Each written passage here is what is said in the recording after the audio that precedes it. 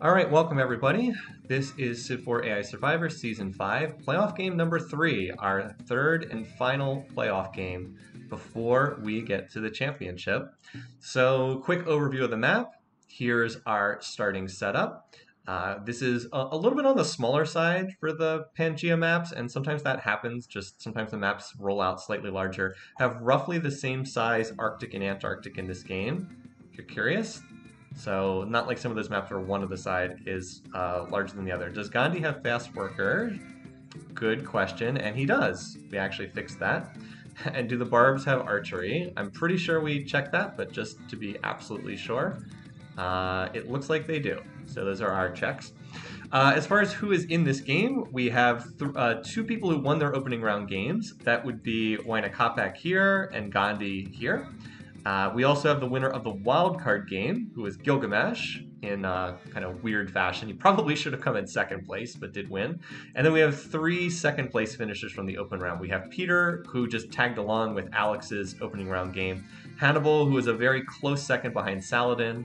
And then we have Mehmed, who was also a reasonably strong second place finisher from what I remember. The overwhelming favorites in this game are Waina Kopak to win. I think about 60% of the picking contest has him to win. I don't think his odds to win are that high, but I also think his odds to win are higher than anyone else's. I actually don't love his starting position. I mean, I like his capital. It's just I think he's not going to have a lot of space, but we saw in his opening round game, Waina Kopak does not need. I misspelled Kopak in the stream overlay. Did I? I'll fix that then. I don't think that Waina Kopak needs that much land in order to win. Yeah, I typed the letter O instead of the letter P. The other big favorite in this game is Gandhi. Gandhi is favorite not to win, but favorite first to die. We actually had about 88% of the people pick him to be first to die, and it's easy to see why. He is a ridiculously high piece weight leader in a game of all low piece weight leaders. He is dead in the center of the map. He does not build units to defend himself. He's going to be like waving, I don't know, some kind of tasty treat for the rest of the field here. But that's what we've got. And the other like dark horses are Gilgamesh. People love this start. It's a beautiful starting position. We'll see what he makes of it. Some outside dark horse picks also for Hannibal. Not as much for Mehmed or Peter. Peter, people don't seem to pay a lot of attention to. He didn't do anything impressive in the opening round, and his capital doesn't synergize that well with his starting text. So, with no further ado, let's get started. We want to watch, as always, the religious race, and now this is interesting. We've already got something unusual here. Gandhi's not researching a religion out of the gate. He's researching agriculture. Well, I wasn't expecting that. Yeah, so Peter will be the upset win, probably. Probably. So Gandhi's researching agriculture, not a religion. That's weird. And Waina Kopak's not. Now, Waina Kopak I expected would not research a religion because he's got double fishing resources at his start. So I'm not surprised. I kind of thought he would research fishing. But the two mysticism leaders are not opening with a religious tech. And Hannibal and Mehmed are. So first two religions, Mehmed and Hannibal. Could be. So let's see where the settlers are going. All right. Well, we've got a couple settlers on collision course immediately. Wherever the archers are, that's where the settlers are going. So I don't think we're going to do a first to die fiesta necessarily, but we'll be doing something fun for next week. And the championship game I'm thinking to do in 2 weeks. But as far as what's going on in the game right now, we've got Waina Kopak and Gandhi are headed right towards each other. It looks like Mehmed and Hannibal are moving towards each other, and Gilgamesh is headed for this spot. I thought that either Gilgamesh or Hannibal would go for this spot, but it looks like it's going to be Gilgamesh. So, Gandhi does move before Waina Kopak, if I remember correctly. Hold on, let me look at the... Yeah, the turn order is Gandhi, then Waina Kopak, then Mehmed, then Hannibal, Peter, Gilgamesh. Gilgamesh goes last. So if this is a tiebreak, then Gandhi's going to win it. And it looks like that's what happened. So, could be bad for the big favorite, Waina Kopak here, because this iron is not guaranteed to be in his territory, based on what we're seeing here. I guess no one else has planted their settlers yet. Or he eats Gandhi, that's also possible. All right, so Gilgamesh has taken this spot right next to Hannibal. This seems likely to drive conflict between them. That said, taking this iron is not great for Hannibal. Does he have another? All right, so Hannibal does have copper over here. He should claim this. Does Does Huayna have any other metals? That's a good question. I don't think he does. So if he's not able to control this, that would be pretty bad for him because it's literally 3 tiles from his capital. I assume that he would control a resource 3 tiles from his capital. Oh, and Peter, what? Oh boy, Peter. Okay, Peter off doing Peter things apparently. Mehmed has settled though to the north towards Hannibal. It looks like he won that settler race. And I'm assuming Hannibal's going to plant right here, and he does. Okay. So Hannibal is going to have an early copper. He just needs to research bronze working. Hannibal is, yeah, Hannibal getting squeezed like this is not ideal for him. Look at that. Both his neighbors went right towards him, and we have this vast gulf here in the middle of the map that no one has settled yet. Wynakopek went and grabbed this spot here. I guess he has the potential theoretically to get metals from way down there. But yeah, if he doesn't control this iron, it's not good for him at all. So anyone on religion yet? I mean, this is not a bad city, but if Wynakopek can't control this iron, he's going to be in a lot of trouble because he's not going to have he's not going to have a strategic resource. I guess there's this horse resource up here too, but horses aren't really enough to take cities. Usually, you need either axes or swords, typically to do that. Anyway, so Mehmed's on a religion, and Hannibal, and they're going for the same religion. And Gandhi is on the other religion. So this is going to be a holy city, and Wynakopek is not going to control this iron. There's no way he controls this because this will be a holy city. That's and yeah, Wynakopek going into wheel is unusual, but I think he's probably going for pottery because he wants to unlock his terrace, his unique building, and yeah, that's his path. He doesn't really need a lot of other stuff. Like mining would be a good tech to pick up, but he doesn't need it. Like he probably should have gone mining into this, but it's not terrible because his terrace is so overpowered. Getting that in play early is a good idea. So yeah, Gandhi's gonna have one religion, and either Mehmed or Hannibal's gonna have the other religion. But it's not good for Wynakopek that looks like he's not going to have this iron resource. That's Gandhi's city being on that spot is really bad for him, especially because Gandhi's going to get a religion. If it comes down to a coin flip between Hannibal and Mehmed, it's Mehmed who wins the coin flip, which is significant because they're both right on top of each other. Wynah has the stone poison pill too, potentially. Potentially, I don't know if it's that bad, honestly. Because he's likely to build. I mean, if he's industrious and has stone, he can build wonders insanely cheap. I mean, he gets a 2.5 times production bonus. I mean, he could build Stonehenge and pyramids super fast with that. So I'm not sure that's that bad for him. Gandhi actually with this agriculture start has got a capital that looks pretty decent here. So Gandhi, maybe he's going to be strong after all. You never know, you guys. Could we somehow see Gandhi actually be strong in this game? I guess we'll have to wait and see. The meditation race looks like Hannibal is pulled decisively ahead. I'm assuming because he's working seafood tiles. Yeah, he's got double seafood tiles, so his beaker counts 11 as compared to 9. So that's enough to make a difference. Also, this city is probably... I was going to say probably working seafood tiles too, but it's not. So it looks like Hannibal was going to win that race, and Gandhi will win the other race, as far as the religions go. At least that'll, you know, if the holy city had popped up here, Hannibal would have had no space whatsoever. So it's good for him that that's not going to happen. So he has picked Judaism for his religion, and then Gandhi will take Buddhism for his, because even though Gandhi's on polytheism, he'll take Buddhism because that's what his flavor purposes ask him to grab. I mean, Wynakopek's capital looks pretty nice here.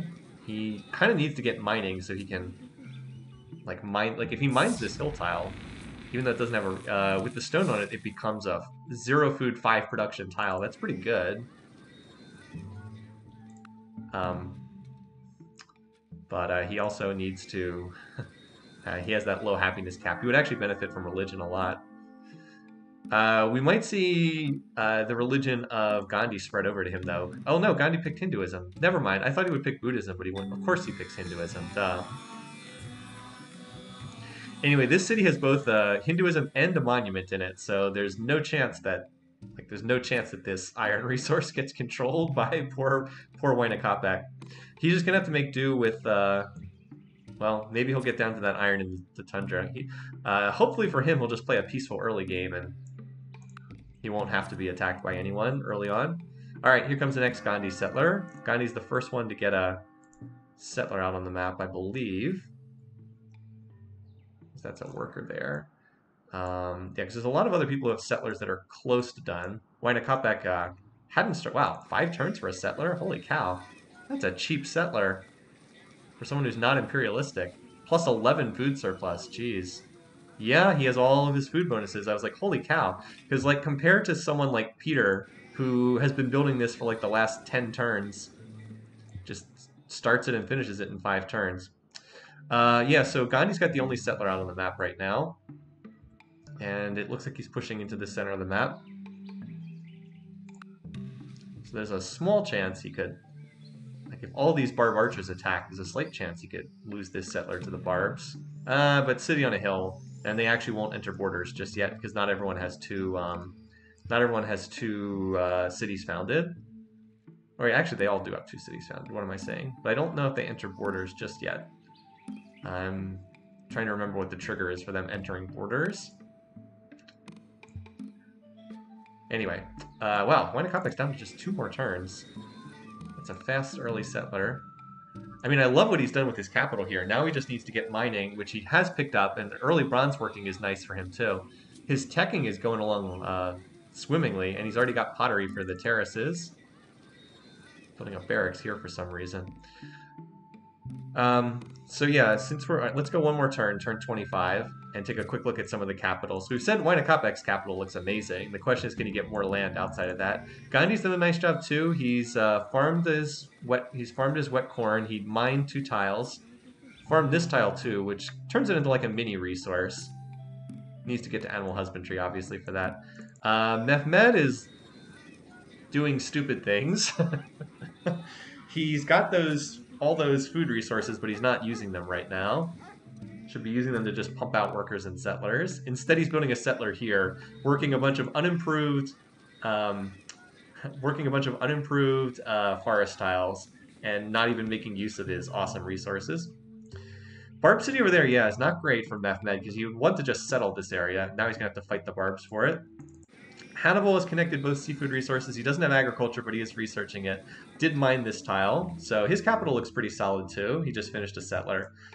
Gilgamesh has bizarrely not mined any of his gold resources yet, and has only farmed 1 floodplain, so I don't know what he's doing there. I guess his worker's been over here at the second city.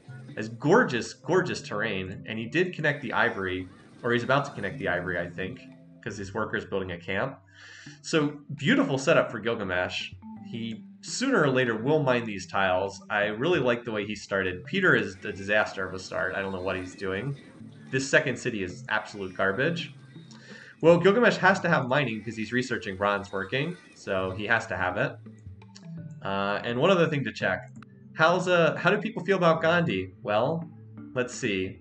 Wynakopek's annoyed, Mehmed's annoyed, Peter's annoyed, and Gilgamesh is annoyed. Hannibal hasn't met him yet, but he's the worst enemy of everyone else, so if you're wondering why people don't think much of Gandhi, this is kind of why.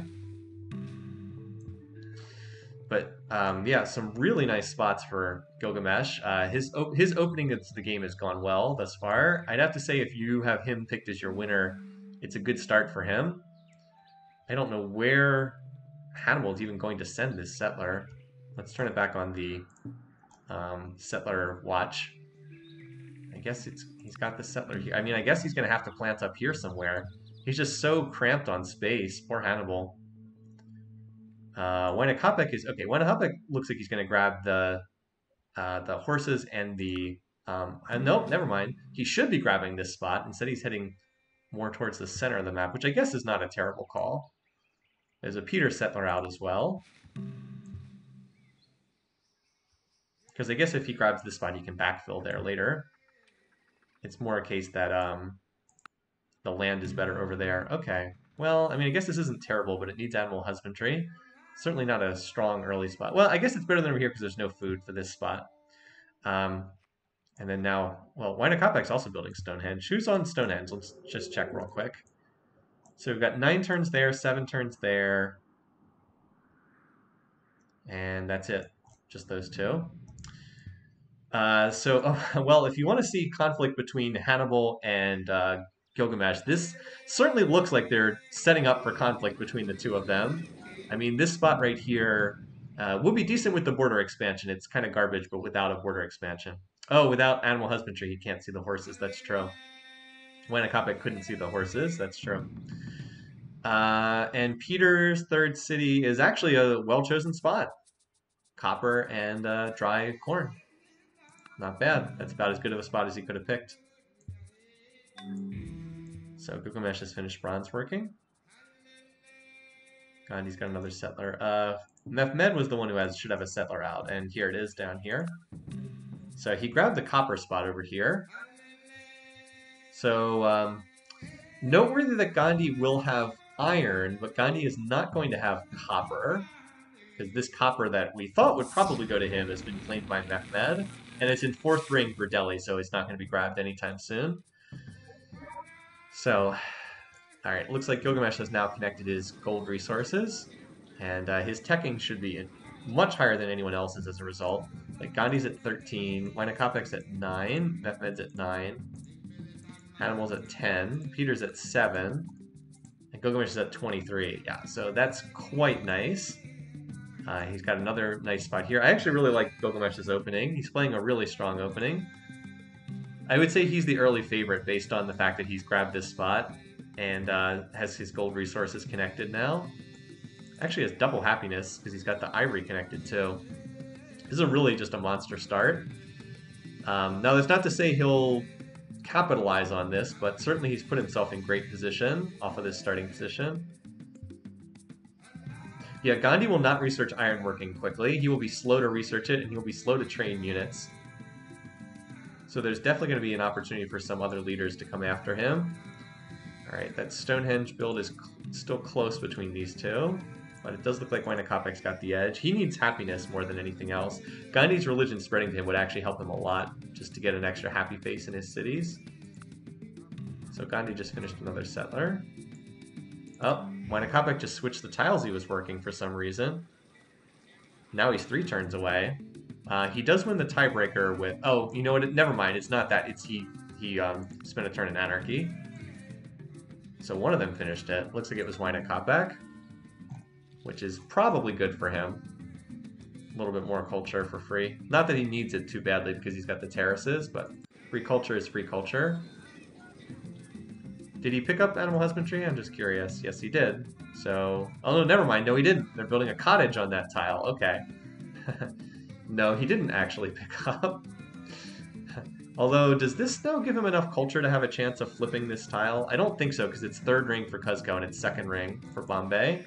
Yeah, I don't think he'll be able to flip that. No, unfortunately, because it's 3rd ring versus 2nd ring, he can't pop this. It won't happen, unfortunately, for those of us who want to see this happen. Because this city's already at 3rd ring borders. Basically, Wanakopek will be putting 11 culture points per turn on this tile, but Gandhi will be putting 26 per turn, because it's in the 2nd ring, so it's not going to happen. You just got to take my word for it. Anyway, so we did have other people building settlers. Let's keep an eye on who's got settlers out on the map. Is this one for Hannibal? No, that's a worker. But he does have a settler here. Who else has got units out on the map? And I think Peter may have just finished. No, that's a worker. But he's got a settler here, being guarded by warriors, which is a dicey proposition. But, and Gilgamesh, somewhat surprisingly, does not have another settler out. I guess he's building one right now. 2 cities putting cult. That is true. Tiwanaku would need to get 3rd ring. That's true. If the game goes on for a long time, then maybe. Machu Picchu could even put culture on that too. 2040. Machu Picchu would need to hit 500 culture. But yeah, if the game goes on long enough, it's possible. Because it's 3 cities against 1. Gandhi settled this spot here, so he's going to get this source of forces. Gandhi's doing a nice job of expanding. Not surprisingly, he's one of the early score leaders, as you would probably expect. Gilgamesh is already on ironworking. Holy cow. He is just speeding through the tech tree. So it's probably because he doesn't have copper. He's looking for a source of metals, and then he'll be able to spot there's an iron resource right here. So Gandhi wait, Gandhi still hasn't met Hannibal yet? How is that even possible? They're only one tile away. All right, well now we should have met him. Yeah. So as expected, Gandhi's worst enemy of everyone. So I'm just going to screenshot that, particularly Hannibal, because they've got under the sway of a foreign religion. We actually have a lot of pleased faces amongst everybody else, because they all have, almost everyone else is nearly identical peace weight. They're all right around either 1 or 2, and Gandhi's at 10, so it's only a matter of time before someone throws themselves at Gandhi. Peter picked this spot, which is pretty bad, but I guess does bring him marble. No food, though. The city will never be able to go much past size. Probably can't really get past size 3 or 4 in the early game. Maybe size 7 or 8 in the late game, but just not much food there, unfortunately. Wynakopek does need to settle this spot. If he doesn't get this spot, he's in a lot of trouble. I feel like the cottage on the cow. So yeah, he needs to get animal husbandry. He did just finish masonry, so he's going to connect this. Can Peter accomplish more? I can't remember what Peter did in his last playoff appearance. He's never made the championship, though, so I doubt he's been very impressive in his past games. And oh boy, Mehmed. Oh, this is so bad for him. The double Barb cities. I should have picked Gilgamesh for second, not Mehmed. Should have picked Gilgamesh. He's in such a stronger position right now. This is just such death for him, because it's going to delay him settling this area. He's going to struggle so much. Cottage on a cow, cottage cheese. Yeah, fair point. That is indeed cottage cheese. So that's kind of where we are. Gilgamesh did found this city over here, and he claims now has iron in his territory, so he'll probably be hooking that up pretty quickly, and then we'll see who, if anyone, he chooses to attack. Don't be shocked if he tries to go after Hannibal, though. There's a lot of border tension there. He has no border tension with Gandhi, but it's just he's annoyed with Gandhi. Meanwhile, there's quite a bit of overlap between Carthage and Sumeria. But Gilgamesh is definitely the early leader. Gandhi's going to have a lot of score points early on, but Gandhi, his diplomatic situation is so bad, it's really hard to see him doing anything. Wynakopek could get iron from Giggles. Well, Gilgamesh only has one source of iron, so can't see that happening. Of course, if someone were to capture this city, then the borders would immediately swallow it up. So that's always a possibility. Wynakopek just finished a settler. Poor Mehmed's crammed in a city here, which is not especially great, but it does get him horses. He's going to really needs to take out those Barb cities. And he needs to get either bronze working or iron working to make that happen. At least he does have a monument in this city to get copper. Looks like everybody's researching animal husbandry right now. Gilgamesh has 2... Oh, he does. You're right. I'm sorry. He does have 2 iron sources. You were correct. I totally missed this one over here. Hannibal has not connected his... does Hannibal not have bronze working yet? Because he hasn't connected his... I guess he doesn't, because he hasn't connected his copper over there.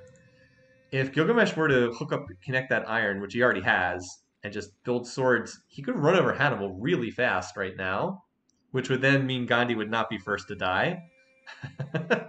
Hannibal needs to finish bronze working and get this copper connected, because otherwise he actually could be first to die, which would be pretty hilarious. Again, not saying it's impossible, it's just the odds. It's certainly not guaranteed that Gandhi is first to die, but it's just the odds are most likely that he would be first to die because he can be attacked by so many different people, whereas Hannibal really can only be attacked by Gilgamesh. Still, he's got a little force down here, so I wouldn't say it's shocking. Not plotting war at the moment, but... Mehmed has 4 Barb cities, yeah. 1, 2, 3, 4. Yeah, his territory is surrounded by Barb cities. Be fun to see who ends up claiming that. So Gandhi's about to grab another religion, which will be a minority religion. It will probably pop up here in Vijayanagara, and then it might spread to some of the other leaders, like up to the north. And so Wynakopek did, in fact, grab the spot that he needed to grab, which will give him much needed happiness resource and access to horses. So he at least has something that's not an archer or a warrior. He's also building both pyramids and the Great Wall here. Now, if he gets the Great Wall in this city, then maybe he will have enough culture to push back against this. Although Gandhi's building Temple of Artemis, so never mind. That's a city that wonder has a lot of culture in it. He's also building pyramids in this city for some reason. I guess with the stone and industrious, it's not even that expensive. 22 production. That's a lot. And the pyramids only cost 500 for the AI. Wait, don't they get a... Oh no, they actually, I guess they don't get a production discount on the wonders. Because it's only 500. And the Great Wall is still 150. Yeah, I guess they don't get a production... I guess they don't get cheaper production on wonders. I guess that's to make the game more fair.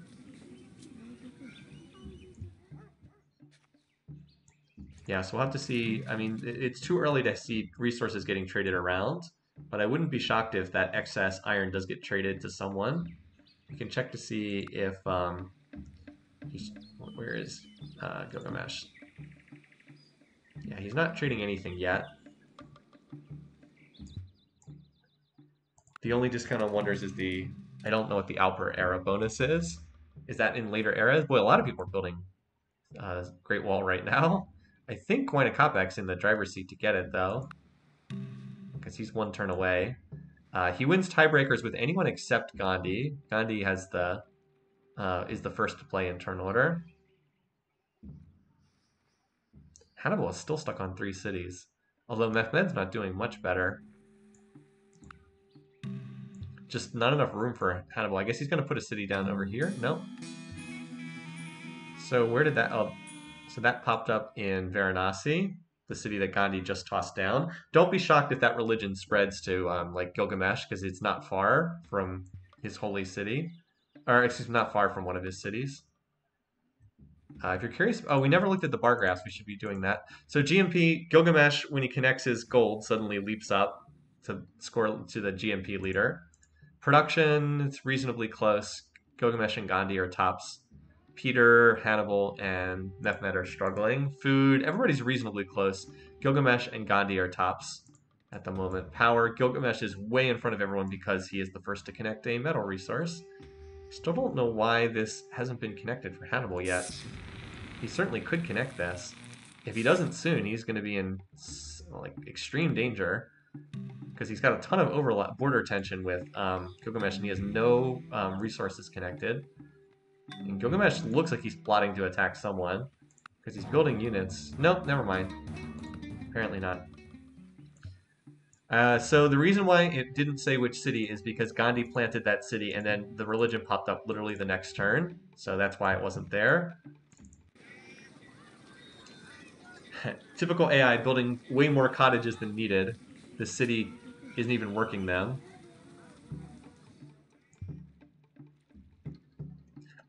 If actually, Wainakapek would benefit a lot from the pyramids, because I think he would go into hereditary rule. I think that's his favorite civic, and that would actually be really good, because his biggest issue right now is happiness. He's struggling to connect. He's struggling to keep his cities happy. So if he builds the pyramids and goes into hereditary rule, that would help a lot. Obviously, representation would help too, but like that's the big issue, is he just doesn't have enough happiness in his cities because he has no happiness resources. So don't be shocked if he builds that and then suddenly his capital can grow like 2 or 3 more sizes. Peter also tossed this city down, so that could easily cause conflict with Gilgamesh, and Gilgamesh tossed this down. I am expecting Gilgamesh to attack somebody, because he's the first one to get metals connected, and where he decides to go is going to be a really big issue. Also, what are you doing, Hannibal? How have you not connected this copper yet? You've had bronze working for like 24 turns. What's going on? I guess he was mining at his capital for some reason? Building Moai statues? I don't know what he's doing. Well, he's going to connect ivory, true. And obviously that helps, but like I said, his biggest issue is lack of happiness. I guess Gandhi has no happiness resources connected either, but like part of the reason why Gilgamesh is kicking butt is because he has 2 happiness resources connected and that source of metals. All right, so 15 culture per turn right now versus 7 per turn. Currently 26% Incan. We can see the exact amount. There's 798 Gandhi culture. There's 289 Waina culture. Although if he does build pyramids and he also builds and he's also got Great Wall. It's possible that that could be enough because Stonehenge will double in culture pretty soon. I guess I'm saying it's not impossible he could get this tile back thanks to building double wonders and potentially a triple wonder here and having the 3v1 city advantage. Putting culture on there. Even Machu Picchu is getting close to popping third ring borders. Now that would only put culture down to here, not on the iron, but still. Anyway, Huayna Capac needs to just expand now. He has room for more cities in the south. We'll see if he ends up trying to plant them at some point. But yeah, 4 cities definitely won't be enough.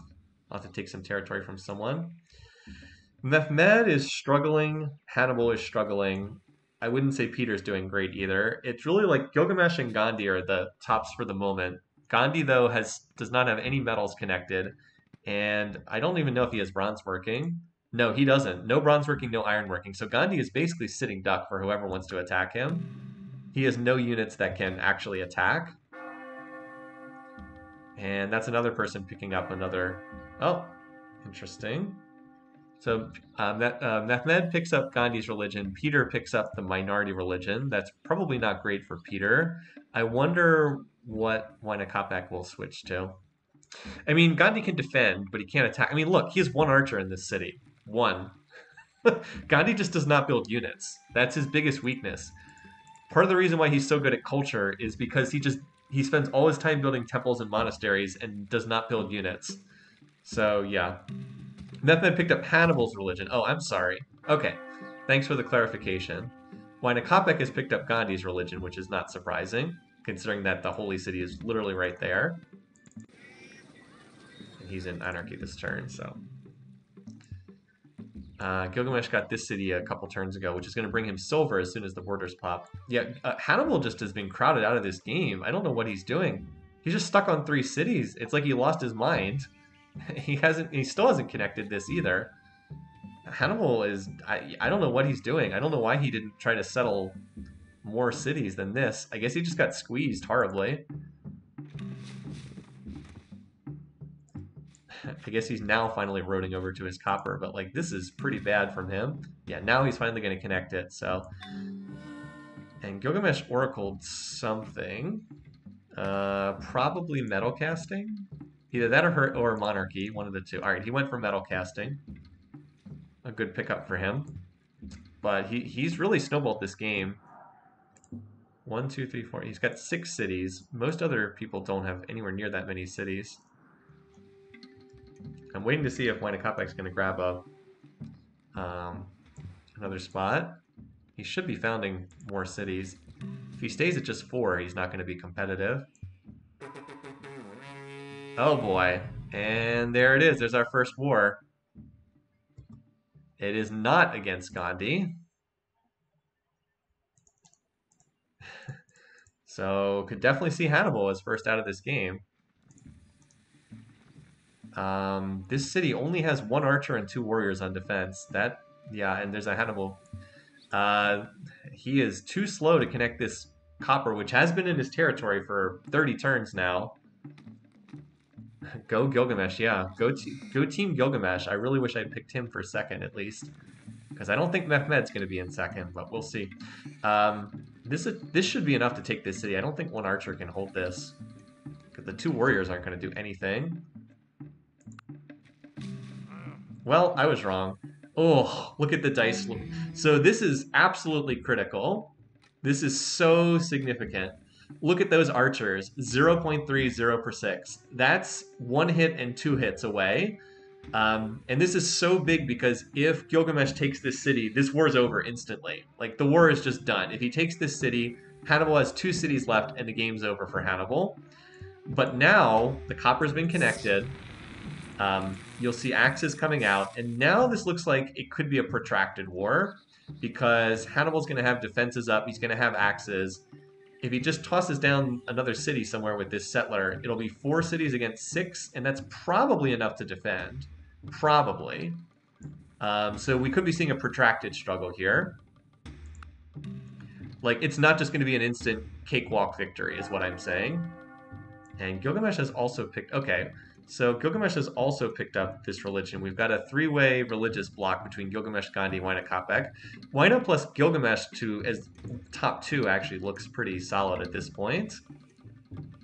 Mehmed for second does not look very solid at this point. So the pyramid, there's also a pyramids race going on here. A couple people building it. It looks like it's going to be between Eridu and Tiwanaku. Also, great lighthouse from Huayna. Hey, Huayna, these wonders are nice, but you need to get some settlers out. So Stonehenge has now doubled in culture. If the Temple of Artemis wasn't being built here, I'd say that this iron resource would flip, but I don't think it is going to flip thanks to that. Close up a vulture, please. Okay, if you want to see the unit. There we go. Sumerian guys with axes. So Gilgamesh, if he can pull off a conquest quickly, he will become the runaway, and the game will be over at that point. But if this protracts, it really does open up an opportunity for other leaders. So these are going to be really critical turns. Also, Hannibal really needs to use his settler to get another city down. It's defended by a warrior right now, and there's a vulture right here. If this city were not on a hill, it would be toast. He really needs to get some axes in that city. I guess it's not connected to the trade network, and that's a problem. He needs to get some roads over there. Did that settler get popped by the... So Huayna Capac did finish the pyramids, okay. I'm not seeing not sure if... Oh, never mind, the settler's still alive. Okay. Probably just needs to toss it down on the coast to at least get another production center. I think long-term Gilgamesh can win this, especially if he can get construction. He may actually be pushing construction already. And he is. Okay. I mean, catapults will see the end of this. So this is probably still fine for Gilgamesh, and it does look like Hannibal is still very likely to be first to die, somewhat shockingly. But pyramids for Huayna Capac. Now he's got 13 culture per turn off from this city. 40, wait, 24. Yeah, so he definitely is putting culture on this tile. Actually, it's all the way up to 1134 against 737, so that's a difference of plus 400 for Gandhi. How much is that changing on a turn-by-turn basis? Not by enough. Not by enough. Still doesn't seem like it's likely to get picked up anytime soon. Huayna Capac found silver. Oh, he did. He popped the silver resource at his capital. So yeah, that's some extra happiness. And then he went into hereditary rule. So now he's solved his happiness issue. Now he just needs to get more settlers out on the map. That's his issue. We'll see if he actually builds more settlers. If you're curious about the diplomacy, yeah, Gandhi is now only the worst enemy of 4 leaders. Only the worst enemy of 4 leaders. The random silver is a pretty big deal.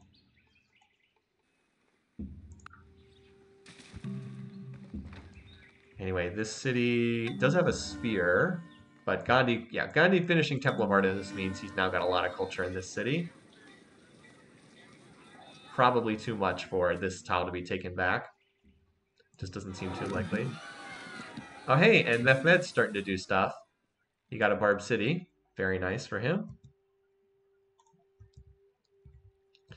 So let's see if Gilgamesh is trading that iron to anyone. Not yet. Might not be able to trade resources yet. Or there might not be anything for someone else to trade him for that iron. Alright, so Huayna Capac slowly continuing to settle more parts of the map. When this stack hits Hadramentum, it's probably going to fall unless... I guess there's a city garrison 3 archer in there. Needs to get city walls in that spot, though, if Hannibal wants to hold it. Again, the fact that this is on a hill definitely helps Hannibal. He's building axes. I just don't think he can hold out long term. Gilgamesh is too much larger.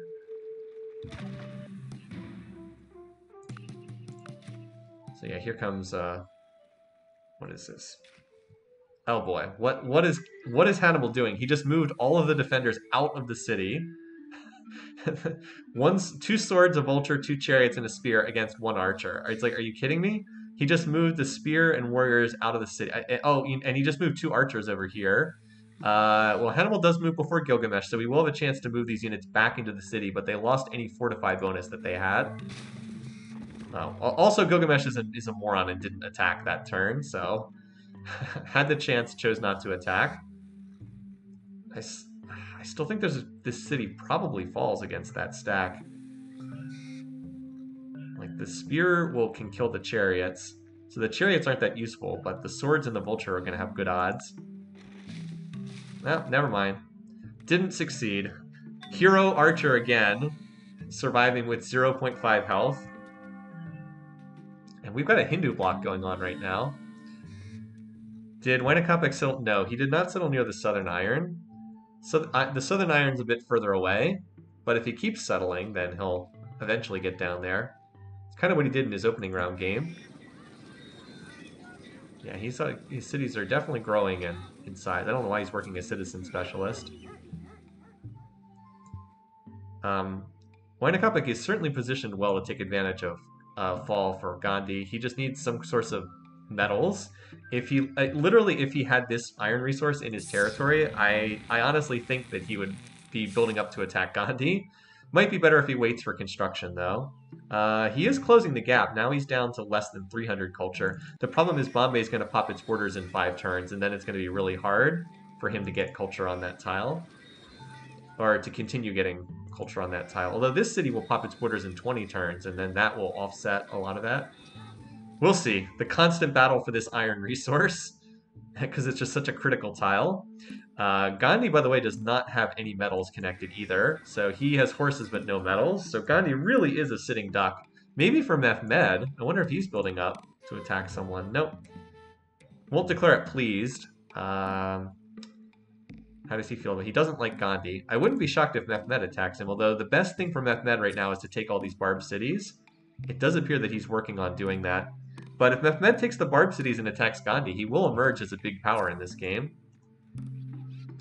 Waina Gandhi is a war of culture, not of axes. Wainakopek going construction? I doubt it. I think he's more likely to be going calendar, because I think he has a lot of calendar resources. No, he is going. Wow, he is going for construction.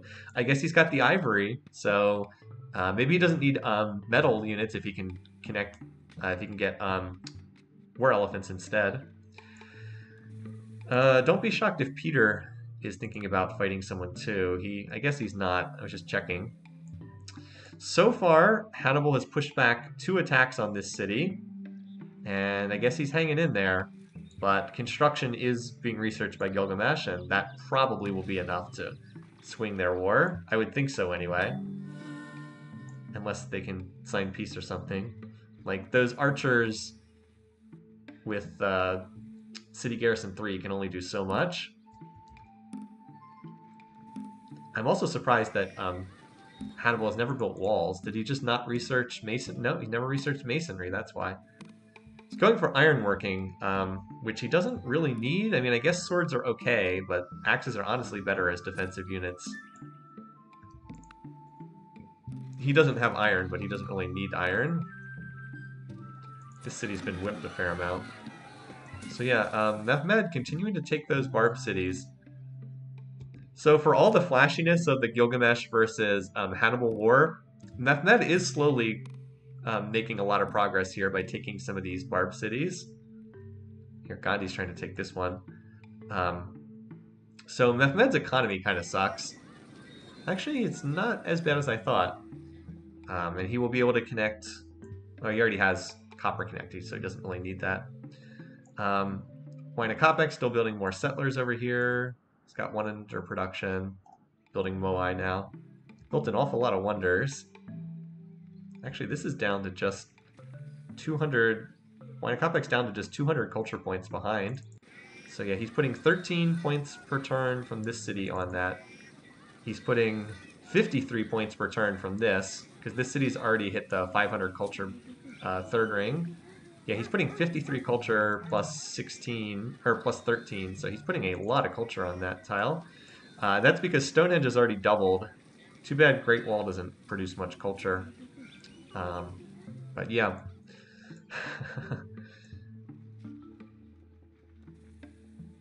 Is this going to be another game where Gilgamesh has an incredible start and then kind of flames out over time? I don't know.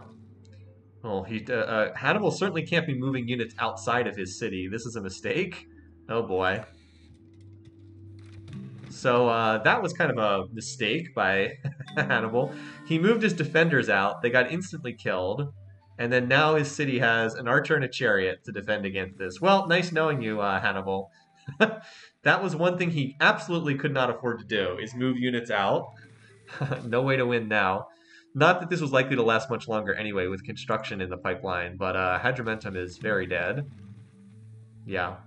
Actually, it barely was captured. Hannibal may even be able to retake that here, although I don't think it's going to last for very long. I don't know if these chariots can take... This chariot should actually be able to attack and recapture that, but... Oh man, how does this city keep holding out? It's quite a battle up here, although again, construction does put this on kind of a time limit.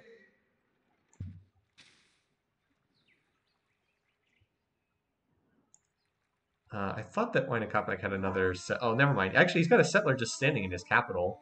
His research rate's got to be pretty good. I don't know why he's not. Yeah, he's at 70% beakers. He should be moving that settler out. He certainly doesn't need to be building another settler when he's got one in his capital not doing anything. Now he's got double settlers in his capital. Oh, come on, Wyna. Go grab that iron resource. You need it, man. Oh, well. What's Peter doing? Anything? He's not plotting war, apparently. Hannibal Barca truly showing his military genius this game. I mean, he should be able to hold this attack because the archers should prevail. Somehow he still doesn't have pottery or masonry at this late stage of the game. But it is just a matter of time. With the catapults coming in, Gilgamesh will be able to clean this up. And finally control this city for good. I am a little surprised no one else has tried to attack Gandhi yet. Because, like, even though these two are fighting, Peter and Mehmed and Wynakopek all have the opportunity to attack. I guess Wynakopek won't attack because he doesn't have metals. But, like, Peter does, right? Yeah, Peter does, and Mehmed does. Maybe Mehmed's building up now. Yeah, I suspect that Mehmed's about to attack Gandhi. I don't know if he'll have much success, but I suspect he's going to try.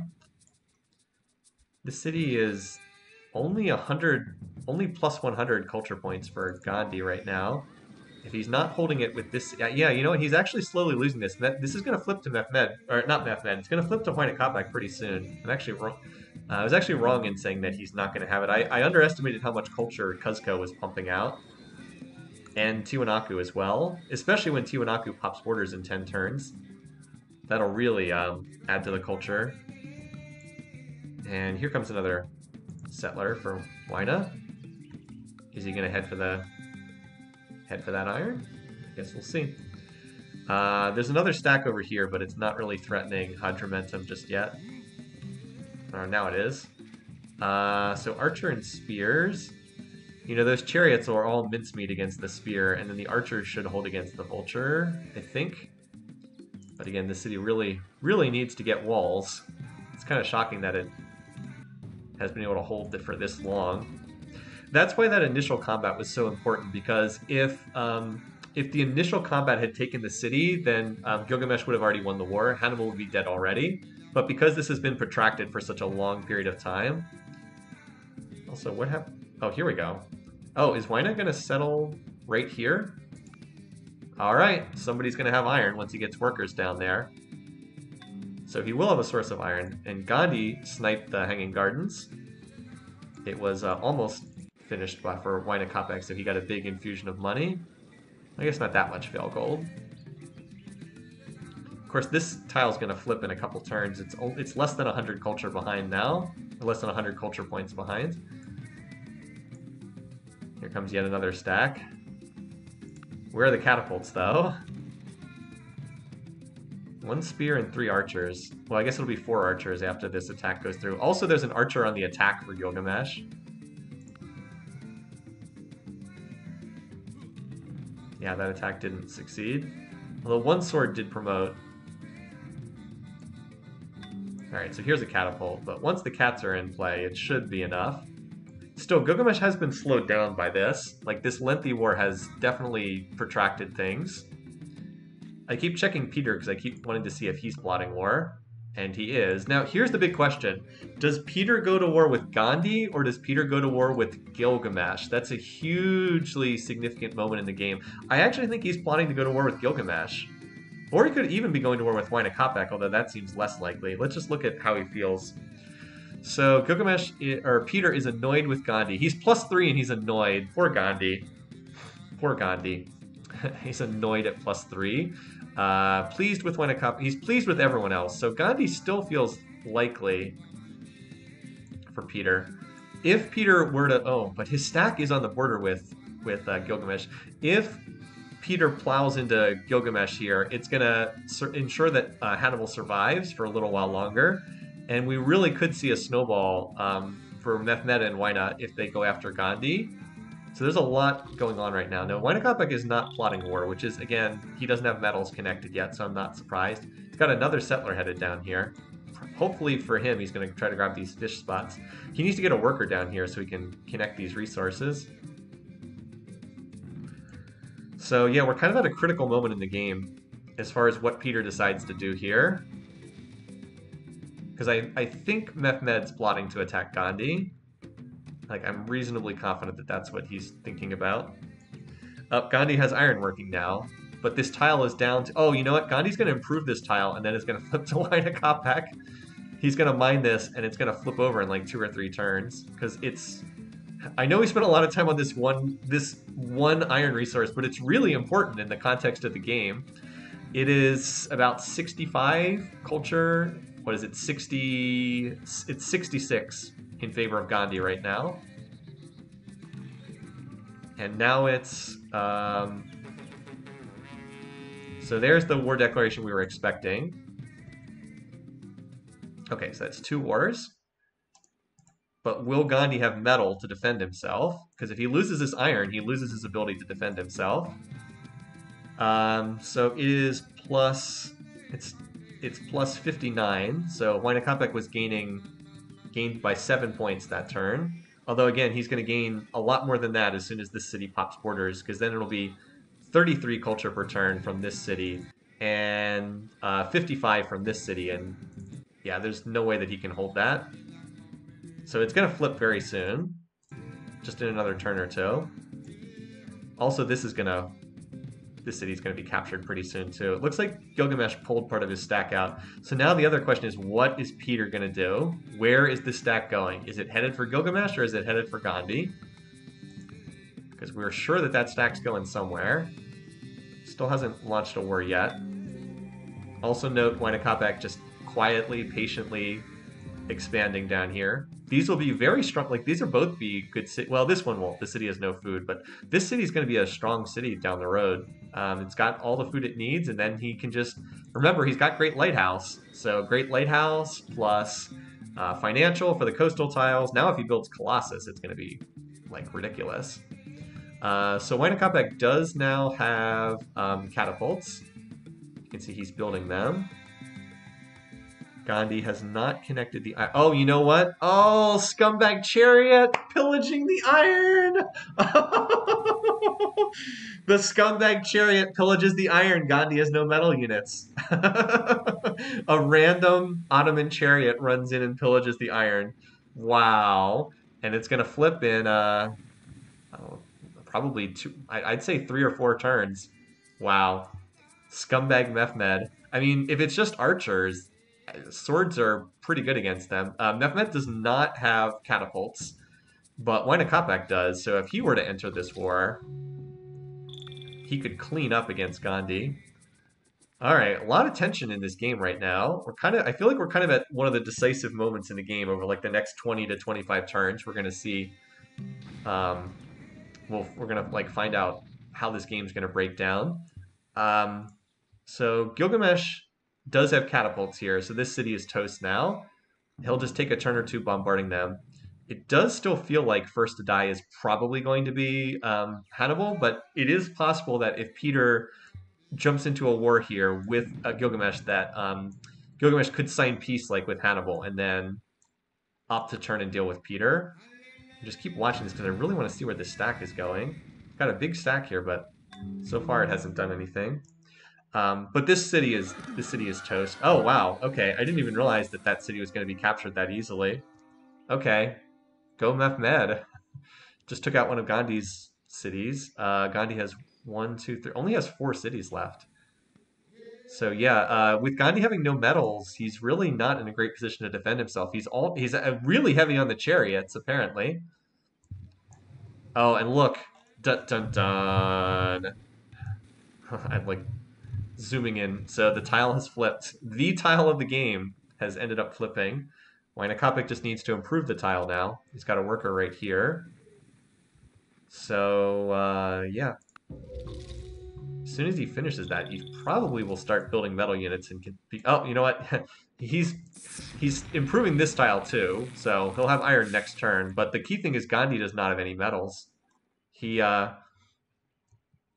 he had a copper only 4 tiles from his capital, but this being in Ottoman control is hugely important because Gandhi can only build archers and he can only build archers and warriors and chariots right now because he hasn't researched horseback riding, which he should research. But he won't research this because the flavors for this tech are militaristic, and he avoids anything that's militaristic, like the plague. Still, we're going to see this city go down, so let's watch Hadrammenum get captured here. Or I guess it'll wait one more turn. Peter still has not decided who he's attacking yet, although the amount of cultural pressure on this city does suggest that he's probably thinking about attacking Gilgamesh. But Hadrammenum falls this turn, 100%. There it goes. And wow, 100 turns into the game. Exciting moment in the game right now. Still, Hannibal's super weak, so a lot of how this game unfolds is really in the hands of Peter. I don't think Peter has any realistic shot to win, but if Gilgamesh can run over Hannibal, he's going to be kind of the runaway. If he gets dragged down by Peter, then I kind of like Wynakopik's chances more. Just because it would delay anyone becoming a runaway leader. And of course, we still have the scoring category. There's 3 Carthaginian cities alive, and there's 4 Indian cities alive. Hannibal has the ability to construct metal units. Gandhi does not, but the difference is there's construction tech available for Gilgamesh. So I still would say Carthage is most likely to get finished off first. GMP, well, there's a reason why we like Wynakopik, and this is why. You can see he's firmly established the GMP lead. Production, though, is also important, and Gilgamesh is running away with that. Oops. It's pretty close in terms of food between those two. And power, Gilgamesh is top, so you can see that these two are pretty weak. Peter is fairly high on power, so again, Gandhi's building a sword. Oh, he must be getting metal from someone. You know what? I bet it's probably Gilgamesh. I bet Gilgamesh is trading it to him. So that's a big deal. Let's see. It is not Gilgamesh. Who is he getting this iron from? Did he pop an iron resource in his territory? Where is this coming from? Because I don't see... How is he building a sword? He does... Oh, you know what? I think it's that the tile just flipped and the build order hasn't changed yet? No. That's not right. How can he build it? He doesn't have He does not have a source of iron. 1 turn iron before Mehmed pillaged it, maybe. It's really weird because he clearly does not have iron connected. Well, let's see if the sword pops up next turn. Or if it just gets canceled. I mean, we'll sign open borders with you, Gandhi. It didn't finish. Okay, so the sword did not finish. So I guess that was like an artifact of earlier in the game. Hey, Peter, you ever gonna do anything? Oh, you know what? Peter's going to attack Gandhi. He's not attacking Gilgamesh, he's attacking Gandhi. We can tell because the stack has entered Gilgamesh's territory and it has not declared war. So, we are not going to see Peter backstab Gilgamesh here. The attack is directed at Gandhi. So, sayonara, Hannibal. That was your only chance of surviving. Womp womp. Although Gandhi could still end up dying first, especially if Peter is hopping in here. Also, Cuzco almost has enough to swallow up Bombay. He is still not plotting war at the moment. But yeah, Varanasi's going to get captured very quickly, because this stack can easily brute force that city. Less certain about this force, although, you know what? This is all chariots. This is garbage. This can't defend at all. Delhi is dead meat. The chariots don't get defensive bonuses, so the 60% whatever is pointless. The swords will just chew them up with the city raider promotions. Of course, Mehmed decided to stop to heal. Alright, well there's the war declaration we were expecting, as predicted.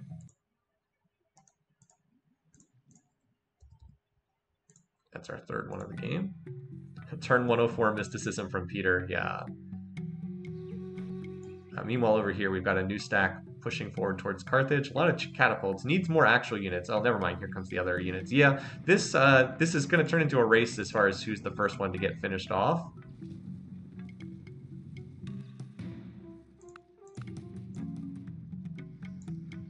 Like, this stack will easily be able to brute force through there.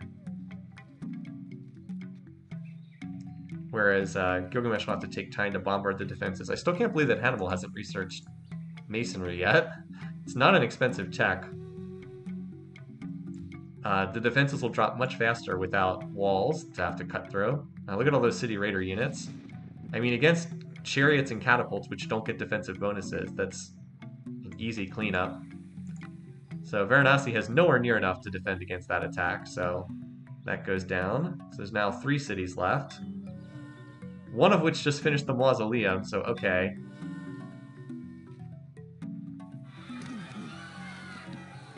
So this is really a race as far as who can finish this off the fastest. Wainakopek still is not plotting war, so he seems content just to chill for the time being. Wait, what happened to... Gilgamesh was reconsolidating his forces over there. Does Wainakopek culture feature Bombay? No, it actually does not. So he currently has the 500 culture borders. So that's 60. So you can see the plus 60%. Let me see if I can zoom in so that's easier to see. Do you see the plus 60%? So this is 20 right here. That's 40. That's 60. So he needs to hit 80% culture to hit this tile. So it would swallow up a lot of that, but it would not actually touch that city. Not yet, at least. So this city's down to 2 crippled archers and some injured chariots. Not that there's a ton of attackers left either. I think Mehmed doesn't have quite enough to capture the city there. Although he did come close. Probably just teeing it up for Peter, honestly. Almost entirely archers. Or archers and chariots. Meanwhile, Gilgamesh continues pushing on up here. Now he has elephants in the mix too. Although he is apparently stopping to heal. Hannibal's researching polytheism for some unknown reason. So that attack on Delhi came up a little bit short. It was actually pretty close to succeeding. I don't know if this stack is quite enough to take Bombay. Bombay is not on a hill, but it does have those defenses. Gandhi did pick up horseback riding, which I assumed he wouldn't research, but he did end up picking it up. Wainakopek is apparently going to take this Barb city now. He's got this force that I assume is walking over there.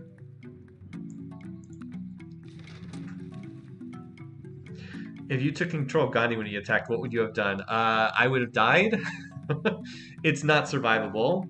It's not. The only thing you could do... So here's what you would have to do to have any shot whatsoever. First, pick up horseback riding, because he does have horses.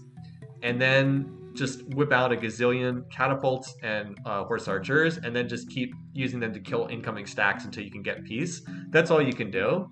But against a competent opponent, you can't win in that situation. You just don't have what you need. Mehmed is very slowly researching construction, so Gandhi will be dead eventually regardless. Oh, you think Tiwanaku's culture? You know, you might be right about that. 60%, so let's see, 20, this is 20, 40, 60. Yes, you're right. Tiwanaku's culture does reach this tile. You are correct. So yeah, this would actually be in Incan culture. Now, I don't think that's enough to take this city. Yeah, I don't think that that's enough, but it'll continue killing defenders and tying them up.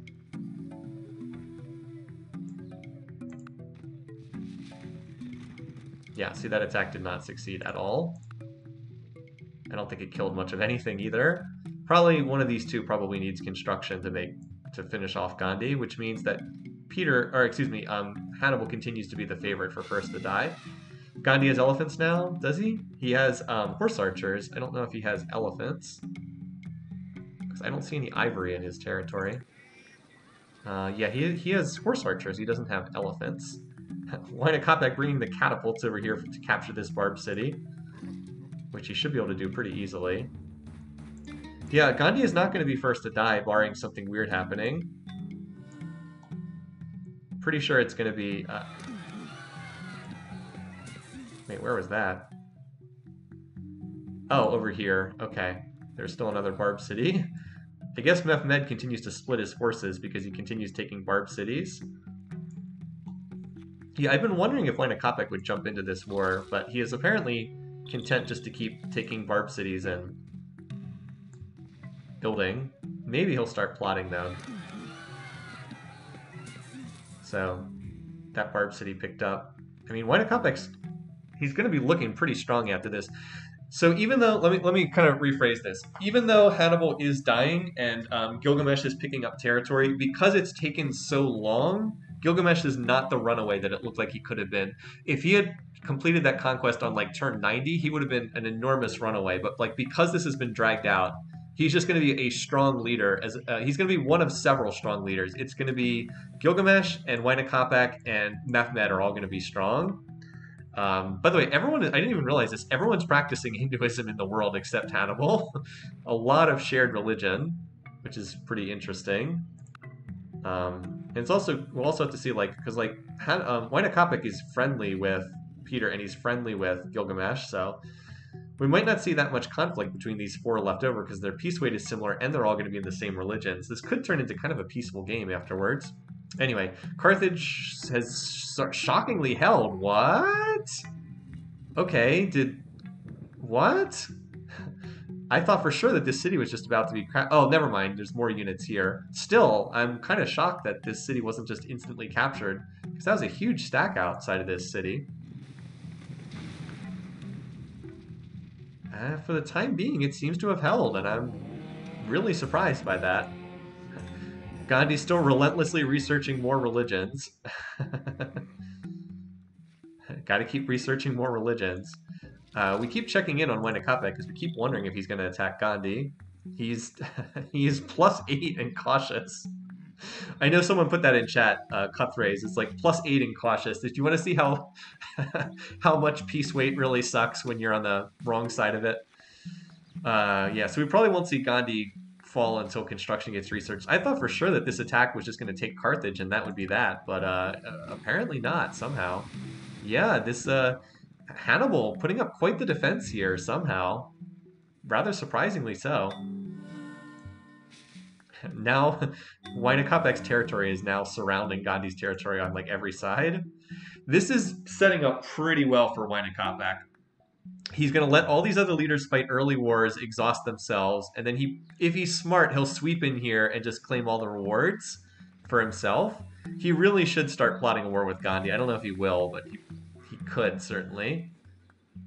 So after that initial city capture by Mehmed, he kind of has stalled out because he needs catapults to have a realistic chance of breaking these cities.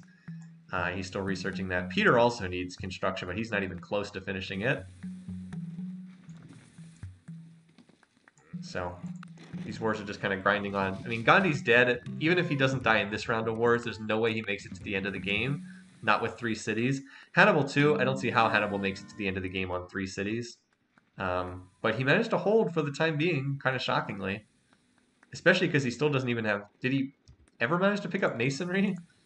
Out of curiosity. Okay, he did pick up masonry, so now he can at least put walls in his cities. Although he doesn't seem to have them. A lot of unhappy faces here. Can we look at the power graph? Good suggestion. So yeah, Gilgamesh took some losses. Kopek's up to 2nd in power now. The 2 civs under attack are, as expected, pretty low. Yeah, so Gilgamesh took a big hit. He attacked and he didn't, like, he took two pretty big losses. He tried to attack that city and he didn't get it. Wainakopek is. Let's just look at the beaker count again, real quick. So Gandhi's at 63. Wainakopek's at 141. Yeah, he is doing his thing, starting to run away with it. Mehmed's at 29. Oh my god. Yeah, wow. Okay.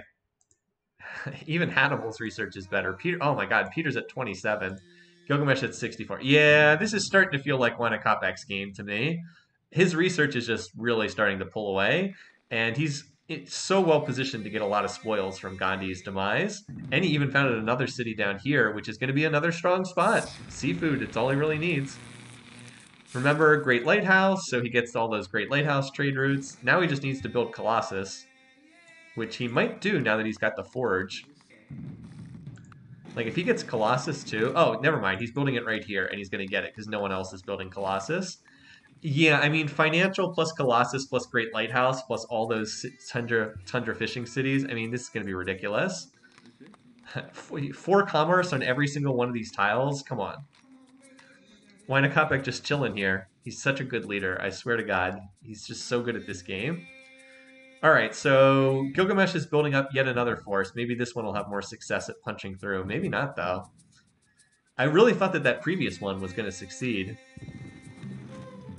Kind of surprised that he didn't manage to punch through before. So there's still one Barb city down here. It's like half the Ottoman Empire is barbarian cities. Sumerian's a Barb city, Bantu's a Barb city, Ligurian's a Barb city. Parthians off there to be picked up.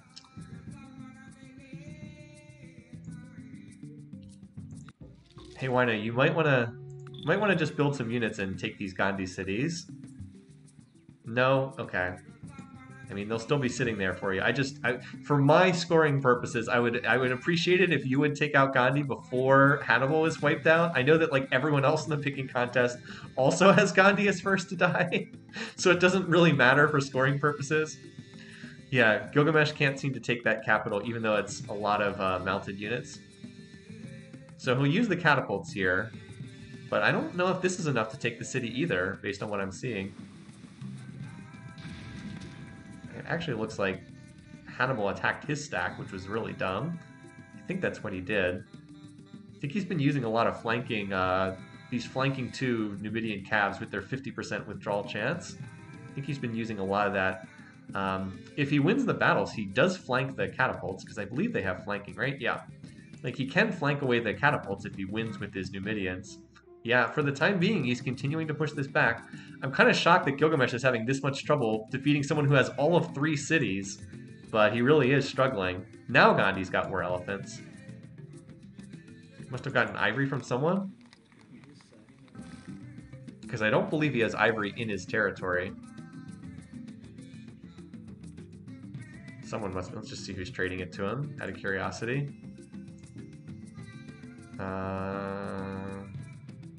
It's from Gilgamesh. Ivory to Gandhi for silk. Gilgamesh is also trading him iron right now. So Gandhi is fine on resources for now. So he's not going to fall immediately. There's no catapults in this stack. There's some being built, but there's none in the current stack. So with catapults, this will fall. I wouldn't be shocked if Wainakopek is heading for this Barb city, because he's got a little stack over here. Never mind. I don't know what this force is doing. There's the Colossus, so... I mean, it just feels like the game is really increasingly tipping in favor of Wainakopek. I mean, look at this city. His Moai city is pretty ridiculous. You know, he is building a fair number of units. I wonder if he's finally started plotting war. Nope, still is not plotting war, which he really should be doing against Gandhi, but has not yet. The 214C tiles are... It's like, what the heck? This is way too good. Note that Wainakopek is also nearly past Gilgamesh in score. So Peter does not have catapults, so he doesn't have much of a shot of capturing this. There is still no catapult in this stack either. It looks like Gandhi hit it with some collateral damage. Hold on. Looks like Gandhi hit it with some collateral damage, so if it pauses to heal and then grabs cats, that would be the smart thing. Yeah, he pulled it back into his territory to heal up. So And there's a catapult here. So in theory, as you see the borders pop in the observer sieve, in theory that should be good news. I'm a little surprised Wayne Kopek hasn't tried to go to war with Gandhi just yet. I mean, I know that they're pleased. Oh wait, never mind, I'm looking at the wrong spot. Yeah, they're just cautious. Like, they just have such massive border overlap. With cautious, you would think that that would lean towards that. Peter's size 2 Gandhi city is his leading money city. Is that... Oh, yeah. Oh, because it's a shrine. It's the Islamic shrine. That's why. Makes sense because there's a shrine in there. Otherwise, it would be like, what? But if there's a shrine, then... Yeah, somehow Hannibal is still alive? I don't quite get that. Oh, Gandhi completed a shrine. That'll be nice for somebody. He actually has, I believe, 3 different shrines. Yeah. He has 3 shrines finished. Jeez. Again, you can see how Gandhi, if he doesn't die, is super powerful, but he just ends up dying a lot. Imagine if Waina Kopek saved Gandhi. I mean, like, who would Waina Kopek attack? I mean, he's not going to attack Peter or Gilgamesh. He's friendly with both of them. Attack Mehmed? I mean, I guess it's possible. He finally got ticked up to pleased with Gandhi, thanks to the shared religion. So maybe he's not going to attack Gandhi. I mean, he can plot it pleased, but that will make it a little bit less likely to happen. So there is one catapult here. Also built the statue of Zeus too. Jeez. Well, this guy's sure speeding towards a cultural victory if he wants it. I hope he goes for space, but I wouldn't be shocked if he went for culture. My spaceship pick is a hedge against someone other than... If I were just picking Waina Kopek victory, then I would pick culture, because it's his most likely win condition. But the spaceship is a hedge in case someone else ends up winning. Anyway, there's finally a catapult here. One catapult outside Delhi. Is there a new siege going on over here? Well, there will be soon. I don't know how much longer Gilgamesh can keep holding out. Now that he's still using archers and axes against increasingly against elephants, and Shwedagon too. Jesus. Well, that little Mehmed stack got wiped out, and it does not appear that there is a catapult in it. Why is he not building catapults, dude? Seriously. He's really struggling here, even though Gandhi's in the 2v1 and has all of 3 cities. Definitely struggling. Also, Waina's now taking the lead in score. Still not plotting war. Maybe he doesn't need to go to war. He's probably like, yeah, no, I'm good. I'm fine.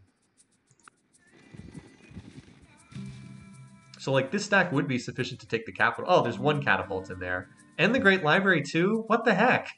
Why so many wonders? Like, oh, I'm just going to undo the Great Library, too. It's like, what the heck? 56 culture per turn now. Yeah. I guess... Oh, you know what? He dropped in score because he whipped the Great Library to completion, which he did not need to do. So yeah, the only thing holding Waina Kopek back right now is a lack of more territory.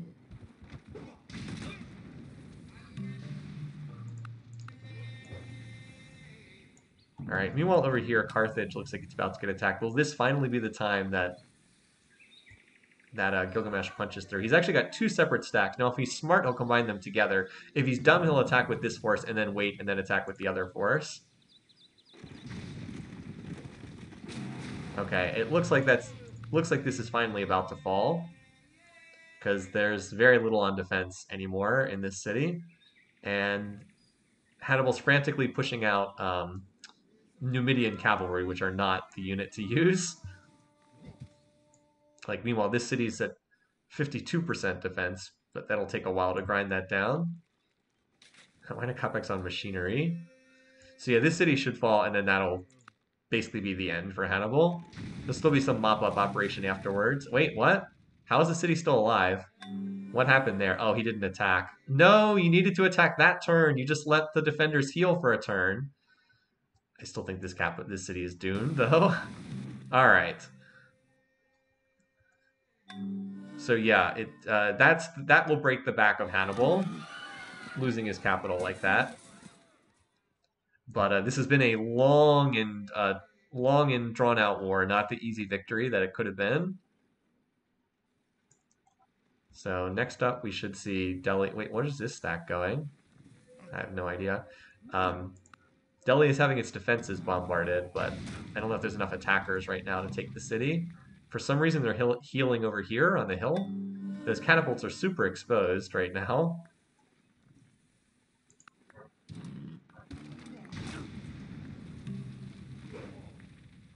So I don't think there's enough forces to take this. Gandhi just still defending valiantly over here. Keep wondering if Wainakopek will jump into this war, but he does not seem to be interested in fighting. Just going to let the others fight it out. Peter is finally about to finish construction. And meanwhile, Gilgamesh is mopping up against what's left of Carthage. Carthage just got squeezed way too badly in this game. Oh, look, there's a horse archer running in. Is it going to try to pillage this? Apparently it... No, it has attack mission, not pillage mission. Wainakopek is just totally unleashed as far as tech goes. He's just rampaging through the tech tree.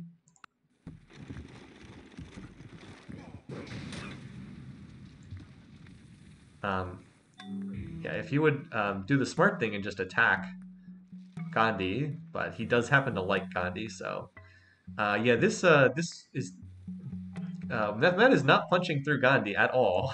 And Peter is doing even less, although Peter doesn't have catapults. Even though Gandhi has the 3 cities, it seems to be enough at the moment. Bombay apparently popped a culture bomb. I think, yeah. Used a great artist culture bomb here. So that city now has 80% defenses. Actually building wealth over here in Machu Picchu for some reason. Well, I guess it doesn't really matter when you're on 3 production per turn. Anyway, so yeah, no immediate further attack against Gilgamesh, but with, or excuse me, against Hannibal, but with only 2 cities, there's no way to hold that. Wainakopek will attack when he's out of wonders to build. Quite possibly. He does love to go for those wonders. Yeah, well, Gandhi's had iron for a while. We saw earlier that Gilgamesh was trading him both ivory and also was also trading him iron. So we saw that a little while back. But yeah, he does have iron, it's true. Thanks to trade deals. So yeah, that whatever attack was launched didn't do what it was hoping to do. I don't know how Gandhi continues to hang in there, but he does. So it looks like Gilgamesh wants to go for Utica. Now, how much culture does Bursa have? Is that like putting a lot of 24? This should be Gilgamesh should be able to hold this city because Bursa has like no culture in it.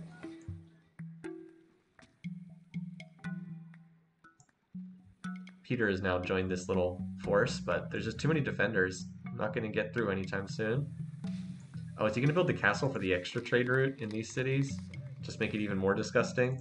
I mean, he's got the stone, so the castle's super cheap. Anyway, Utica will get bombarded. No walls for stupid reasons, so the defenses get taken out basically instantly. And now it's just Hippo. As we fully expected, when Carthage was hit, that was the like turning of the tide moment. So more units coming over here. Still a lot of defenders in Delhi, though. The longbows are certainly making it tougher for these units to punch through. Like, there's a lot of catapults, but don't seem to be having a ton of success.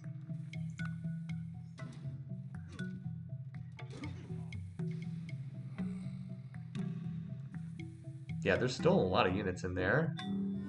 Maybe they just healed, I don't know. Well, in any case, this might be it. This is probably it for watch Gilgamesh sign peace. No, so it depends on the leader, but like Gilgamesh is one of the leaders who does not try to sign peace if he's way ahead. This should be it here. If not this turn, well, I guess one more turn. Oh, there's one catapult with 1.3 HP remaining. Okay. Everyone about to cry when Gandhi isn't first to die. Yeah. I mean, it wasn't, like I said, I said this before the game. I do not think Gandhi has 90% odds to die. I think Gandhi's odds of being first to die are higher than anyone else's. I thought Gandhi's odds of being first to die were probably about 60%, which certainly means that it's what you should pick for the contest. But there was the potential for some of these leaders on the western side of the map to get involved in a scrape, and that's what ended up happening here. So, goodbye, Hannibal. First to die. No Gandhi, despite the almost 90% in the picking contest.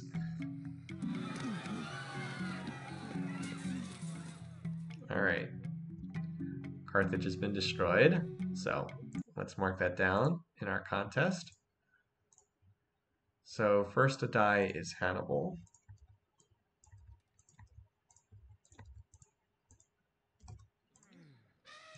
All right, Hannibal, he's out on turn 149.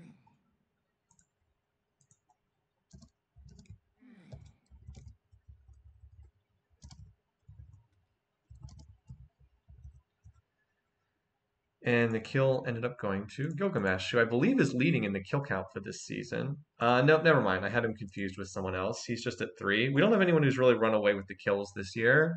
Julius Caesar has 4. Alex had 4 in the opening round. No one else has more than 4. Well, still time for more of the remaining leaders to get kills, but nothing like season 3 where we had 2 different leaders that got 7 kills apiece.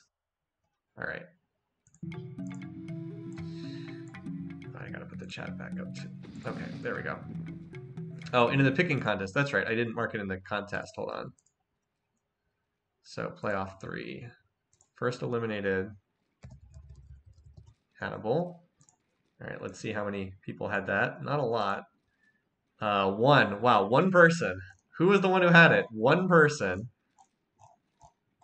Who's the genius who had Hannibal? I must have scrolled past it. Cius, the only one. Only one person had it. Has the correct entry there. Good for you. You were smarter than all the rest of us, apparently. One person. Yeah, if only random.org hadn't selected none. All right, so next turn's 150. Let's just advance that turn and then see what we've got. All right. So 150 turns into the game. This latest attack on Delhi has not succeeded yet again. Failure to punch through. So this is a good time. Hop over into the medieval era. I'm pretty sure everyone has monarchy tech by now. Or not medieval, into the classical era. And let's do our comparison of the various civs. So, score, you can see GNP, it's almost like one leader is running away with the game technologically. GNP, production. That said, Wynakopek's production is kind of low, and that is an issue for him because he has so much water tiles, so keep that in mind. Gilgamesh is first, Mehmet is second. Food, Gilgamesh, by claiming the Carthaginian cities, has leapt up to first in food. That's not a surprise.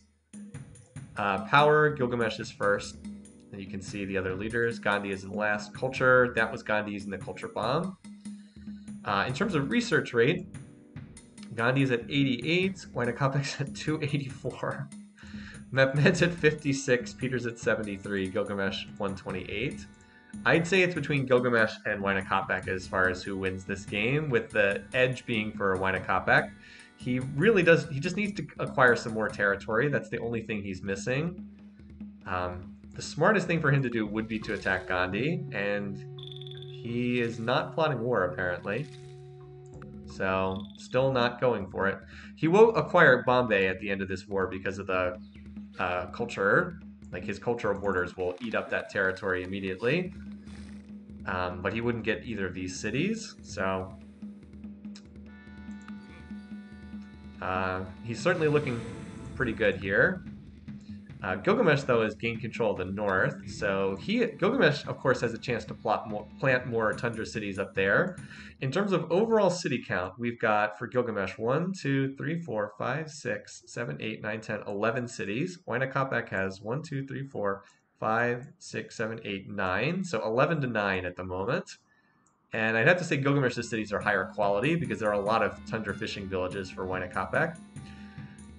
So Gilgamesh is like the stronger long-term potential, but Wynakopek's ahead in the moment. Why does Mehmet have so little religion? Well, he doesn't have a lot of cottages in part, and he's also spending more. Let's see where he's spending.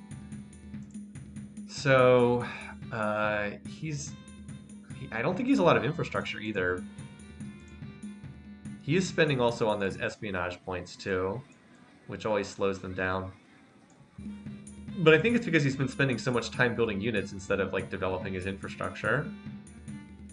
If Wynakopek gets the Shrine City by doing literally nothing, why go to war? It's a fair point. So there's two unguarded catapults here. There are more attackers going after Delhi. You would think with so many more cities for Mehmed that he would be able to force his way in here somehow, but it hasn't happened yet.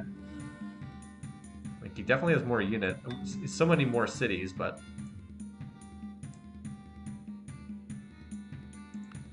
now the other big question is, where's Gilgamesh going to go next? We should actually look at that. Gilgamesh. Oh, well, he's pleased with Gandhi and he's friendly with everyone else, so apparently he's not going to attack anyone at the moment. Could actually be a pretty peaceful game if once Gandhi's gone, because no one else, I mean, like, Wynakopek's friendly with everyone other than Gandhi. Mehmed won't declare it pleased. Peter, I guess, could attack Gilgamesh. Does Peter declare it pleased, by the way? Just out of curiosity, those of you who are in the chat can look that up. I can't remember if Peter will plot war at pleased or not. Gandhi just finished Sistine Chapel. He will plot it pleased. Okay. Oh, yeah, someone will flip religion at some point and break up this big love fest. I agree. But for the time being, I think Gandhi is like the one to watch.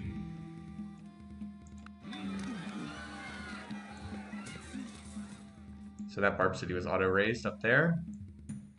I've been keep expecting someone to go after this Barb City, but they haven't. Gilgamesh built Hagia Sophia. So that's a failed wonder attempt here. At the moment, though, I don't think there's much to watch other than just the fighting in Gandhi's territory. If this stack pulls over here, maybe we'll finally see Delhi come under attack. I'm surprised Delhi has done this well because it's not on a hill. Like, it's much harder to capture these cities when they're on hills. Mehmed doesn't even have currency. That's pretty bad. Imagine if Gandhi had 8 apostolic costs. Yeah, I'm glad he does not have it. Because if so, he would have shut down this war a whole bunch of times. Gandhi is being attacked at 2 separate spots right now. One here, one here. Bombay and Delhi both being attacked. So that means he can't like mass defenders in one city. I don't know if that'll make a difference or not, but it will make it harder. Vercingetorix has died in combat. Oh, there's an Incan force over here. What's going on over here? Oh, this is probably going for the Barb City. Either that or it's attacking... Yeah, it's going for the Barb City. I was like, what is this stack doing? But it looks like it's headed straight for that Barb City. So once again, Gandhi has held off an attack. That whole stack that was attacking Delhi got cleaned up, and now there's City Garrison 3 longbows. One of the longbows has 22 XP. Yep, just looks like they're not strong enough to punch through. Would need a stronger leader to come through. Like, maybe Wynakopek? No. Couldn't betray our close friends. He says, no, I just love Gandhi too much. So here comes the Incan force off to fight the barbarians. One of the more incompetent 2-front wars in AI Survivor history. I mean, yes. It has been a rather incompetent war. How about Gilgamesh? I don't know if he even can declare war. Oh, well, he's plotting with whoever he can declare war on. And that's only Gandhi, so he's going to be popping in here soon. He's like, all right, well, he'll be adding to the war shortly. Which is, again, not surprising. Wynakopek's meanwhile like, I'm just going to take the free economics, great person. Don't mind if I do. We might not end up seeing very many wars in this game because all of these leaders love each other. Although, as others have said, they will almost certainly drop Hinduism sooner or later.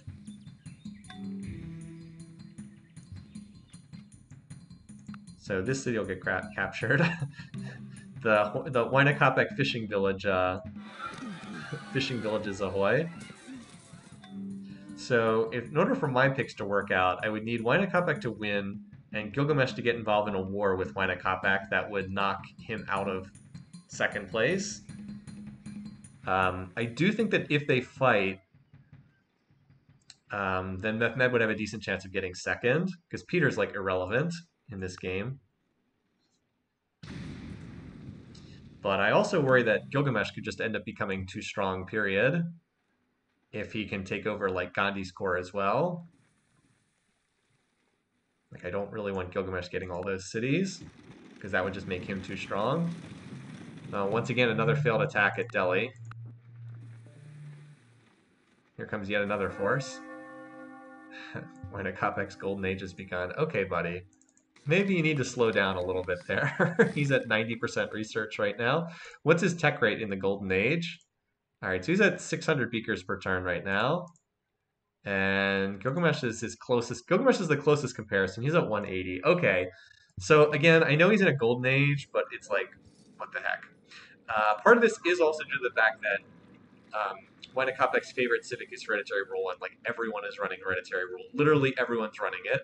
So at some point, people will stop dropping it, and then like it's not going to be the case that everyone's in the same religion and everyone's in hereditary rule forever. Similarly, Gilgamesh also loves everybody because they're in hereditary rule. That's why these so many happy faces. That will not be the case forever. Is Gandhi dying? He's butchering all comers. Yeah, but again, it's only a matter of time before the other leaders come in here. Gilgamesh is already plotting to attack him. Once a more competent leader comes in here, I think it'll be curtains for him. Gandhi does only have 3 cities, keep in mind. The other leaders are kind of grinding him down over time. Oh yeah, we got to see the money bag oceans. Oh yeah, I'm sorry. I forgot I'm contractually obligated to show the Moai city in a golden age. I forgot. I have to show the Moai in a golden age. There you go. Money bag ocean tiles. 2 food, 2 production, 5 commerce on every water tile. And I mean, yes, we're looking at the Moai city here, but it's not just his Moai city. It's literally every city. Like, he's got the money bags here. I mean, this is... Yeah, I'm going to screenshot that. It's like, do you want to see why Kopek's running away with the game in research? This is why. Now, he's making a mistake here. He's researching corporation that's going to obsolete his Great Lighthouse at an early date. He shouldn't do that. He should... There's no reason to get the early obsolescence of the Great Lighthouse. That's just silly.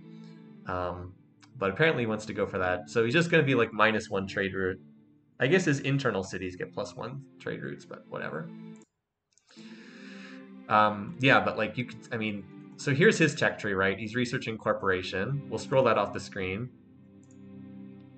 Gandhi doesn't have any of these techs. Mehmed doesn't even have freaking alphabet or aesthetics.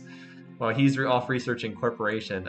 Gilgamesh is the most significant one. He's like late medieval, but he still doesn't have civil service or guilds or philosophy, whereas Waina's got all those plus constitution plus economics. He should be grabbing the liberalism free tech shortly too. If he's smart, he'll pick astronomy with it. But anyway, we're getting ahead of ourselves. Let's keep watching Gandhi because that's where all the action is right now. Corporation adds a trade route, but it obsoletes the Great Lighthouse, so it's -1 trade routes in his coastal cities. It's +1 trade routes for his internal cities like Tiwanaku, but most of his trade route income is coming from his coastal cities. It's just kind of a silly thing to research when you've got the Great Lighthouse. You do have to obsolete the Great Lighthouse eventually, but you don't need to right now. Where's this force going? Not a war declaration, right? Well, that's Gilgamesh hopping in. It's not Waina Kopek, though. I was like, is Waina Kopek coming in? Because he wasn't plotting war. Is it even possible for him to plot war right now?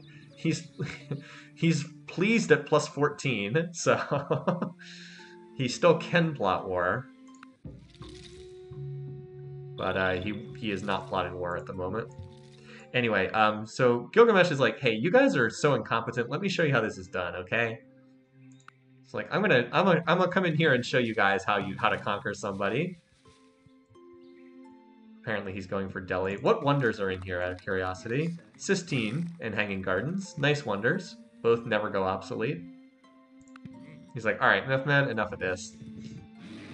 Although there is always the random chance that someone else could snipe the last hit. So, end of the Golden Age. Still no liberalism. Is he being super greedy? Is he going to try to like liberalism assembly line? Okay, I know that's not actually going to happen because the AI doesn't think that way. But I would be no. He's going democracy. Okay, for Statue of Liberty. I would be highly amused if you tried to like liberalism assembly line like you do in one of those super greedy games. Gilgamesh is last in turn order, correct? So he moves after the other leaders. Although that doesn't necessarily have anything to do with who captures the cities, because they all just kind of go one after the other. So like what would need to happen is he would have to like knock the city down to like 3 defenders and then Peter attack at the beginning of the next turn. But Gilgamesh having so many more units means he's likely to take the city, as you saw what happened. Liberalism into communism, yeah. I mean, in single player, people sometimes can get super duper greedy. Assembly line's kind of infamous because it's like the most greedy thing you can do. I mean, I guess you can go further, but like, it's just such an expensive tech. If you and it's like actually doable. It's like okay, yeah, sure. It's like I'm going to use liberalism on robotics, but like that's not really realistic. You can, research printing press and replaceable parts, and steam power, and then have it ready to go. Steam power is also a good one that you can grab because you only need replaceable parts to grab that. I guess you need chemistry too, but all depends on how greedy you're being. Gilgamesh showing us how to, yeah, capture cities, right? So that'll be it for Gandhi. I mean, on the power bar graphs, he's been weaker than the others for a long time, but Gilgamesh being up here is, yeah, it's pretty one-sided. He also just researched guilds. So, I mean, Gilgamesh getting more territory here is a big deal. I kind of thought Mehmed would get most of this territory, but that's has not actually happened because Mehmed's been kind of bad at actually capturing the cities. So he will probably gift this over to Huayna Capac at Bombay just because it's so surrounded by Incan culture. I mean, there's quite a bit of Incan culture on this tile. There is... I'm trying to see how much culture there is. There's 3,800 Incan culture on that tile. So it would be difficult for someone else to hold that city long term, but we'll see. Where is Gilgamesh going? So Mehmed has gone towards Pataliputra. Is that the Taj Golden Age? Yep, that's the Taj Golden Age. No surprise. He whipped it to completion. Actually has 50 happiness. What? 50 happiness plus 27 from hereditary rule? Okay, buddy. I mean, he's got plus 17 food surplus, so I think he can regrow pretty quickly. We'll look at the diplomacy once Gandhi's gone. I think Mehmed is favored to get this city, Pataliputra, and then so Gilgamesh may only end up getting one city from this war declaration.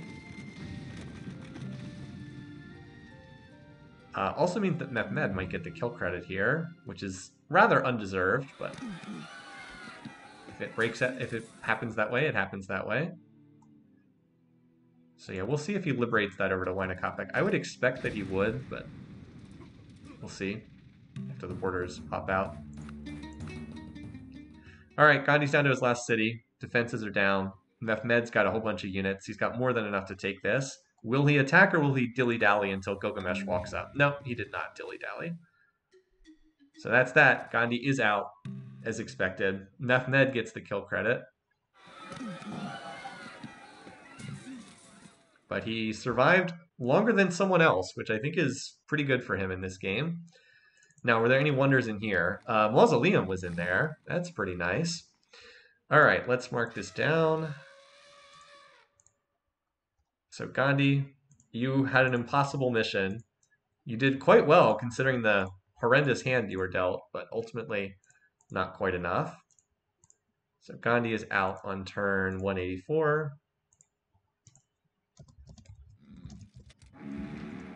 And Mehmed picks up that kill for his second of the season. All right. And then there were four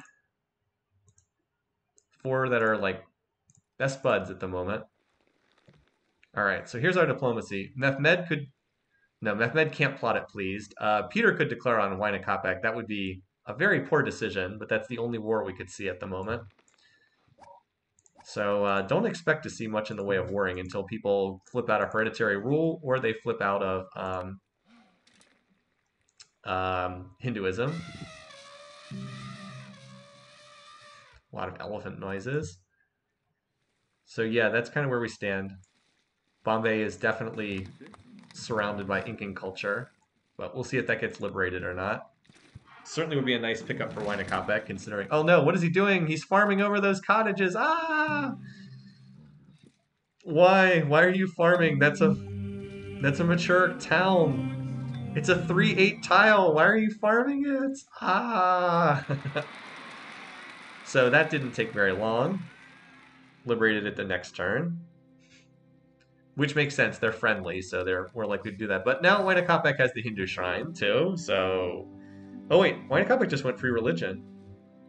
Ooh. He's no longer getting the big Hinduism bonus. Interesting. So now he's only +1 with Peter. He is still friendly with everyone else, but no longer has that big shared religious benefit. He went for religion a while ago. Oh, okay. I'm sorry, I missed that. You guys are like, yeah, he actually did that a while ago. Okay. Wait, this is like a mess of... Huh. A real mess of tiles here, isn't it? So there will be border tension between the leaders as a result of this. But at the moment, everybody's one big loving family. Man, I should have picked lower on the wars. I should have realized that there was a chance with so many people having similar peace weights that there just wouldn't be a lot of worrying. Oh, what the? How did Patalaputra? This got handed over too?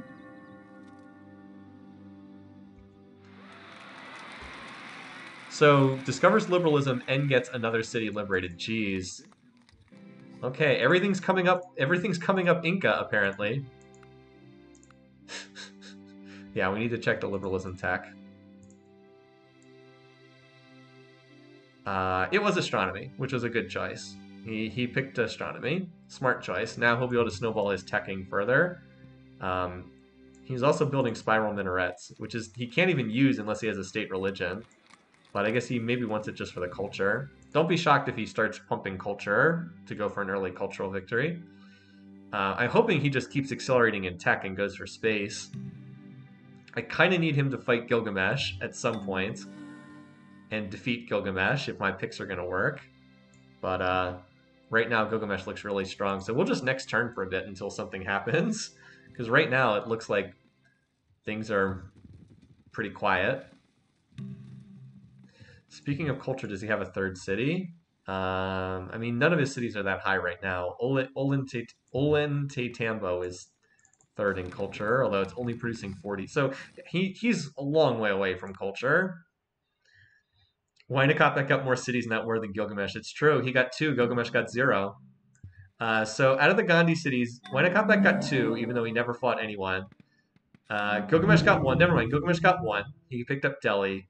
Peter picked up 1. And Mehmed picked up 1. He picked up Vijayanagara, which he got at the very beginning of the war, and then never got anything else afterwards. Oh, he planted another city down here, too. This city, Vitkos. This is another relatively recent pickup. So he's just gotten the entire Antarctic.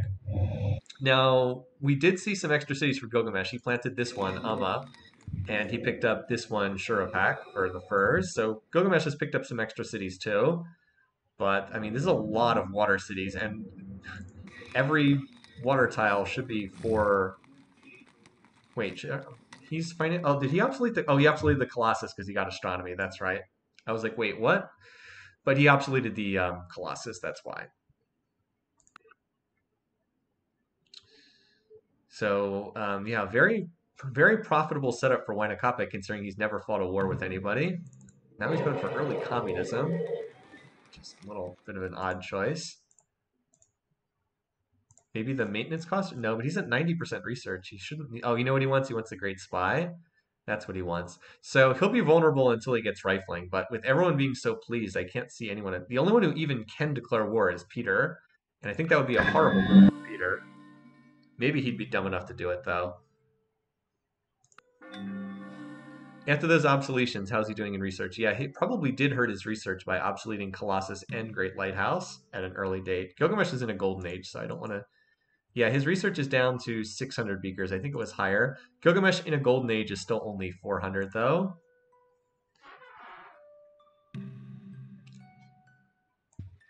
So we'll have to see. That's a lot of Incan territory down here.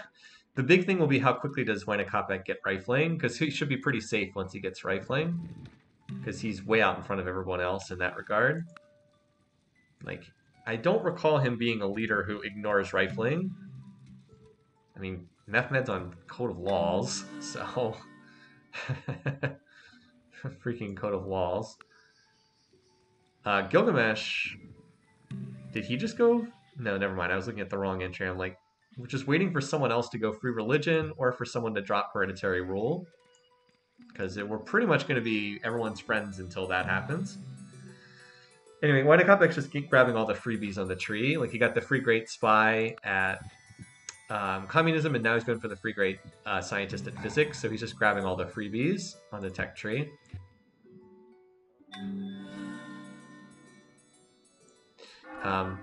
So Gilgamesh's golden age has ended. Good. That means we can get a look at everything here. So that's Gilgamesh being in a golden age. Production, yeah, in golden outside of golden age mode, he's still #1, but not by that much. Food, he definitely has the most food because he has the most cities. Power, not surprisingly, Gilgamesh is. So Gilgamesh looks really strong. I'm not convinced that Huayna would do great if they got into a war. Huayna would need to have the tech edge. At the moment, he doesn't have the tech edge. Not that they could fight at the moment, but like right now, there's no tech edge there. Yeah, no, people are not likely to drop out of hereditary rule anytime soon. People are not exactly rushing on the techs. Still exactly the same as what we saw before. Mehmed doesn't declare it pleased, and Peter is probably not going to attack. He'd be pretty dumb if he did. I guess we should check to see if he's plotting, but it would be pretty stupid of him. Yeah, he is not currently plotting. So Huayna just flipped civics. He went uni-suffrage. Okay, he did drop hereditary rule there. Went free speech, uni-suffrage, and emancipate. Oh wow, he's just being a total jerk with the emancipation. And state property, okay. Big civic swap. So this has now dropped... He's now pleased. Gilgamesh is now pleased with him, so that's pretty significant. And he is also now pleased with the other two, with Peter and Gilgamesh. So that has opened up the possibility for warring. Again, Huayna now needs to get rifling. He is not safe until he picks up rifling tech. He's gone way beyond it with these other techs, but he's not safe until he picks that up. I mean, you can see he's a dozen techs ahead of Gilgamesh, but for the moment, they're on the same military tech. Oh, he actually had a 2-turn. And Gilgamesh, I believe, is going to rifling. Nope, he's going to democracy. Okay. There's actually so many civics he had a... Ooh, and Gilgamesh signed a defensive pact with Mehmed. That could be interesting. If Huayna attacks one of them, he would be putting himself in a lot of danger. Peter is also now able to declare war on Gilgamesh, although I don't think he would. He could. I don't think he would, but he could. So we probably will see some more action in this game at some point. Look at this poor Peter city, surrounded on all sides by Sumerian culture. Oh, Gilgamesh is building research in a lot of his cities. He's really trying to push this. What's the beaker? Yeah, we should look at the beaker rate. So Huayna at 700. He's actually able to run 100% research now thanks to his shrines.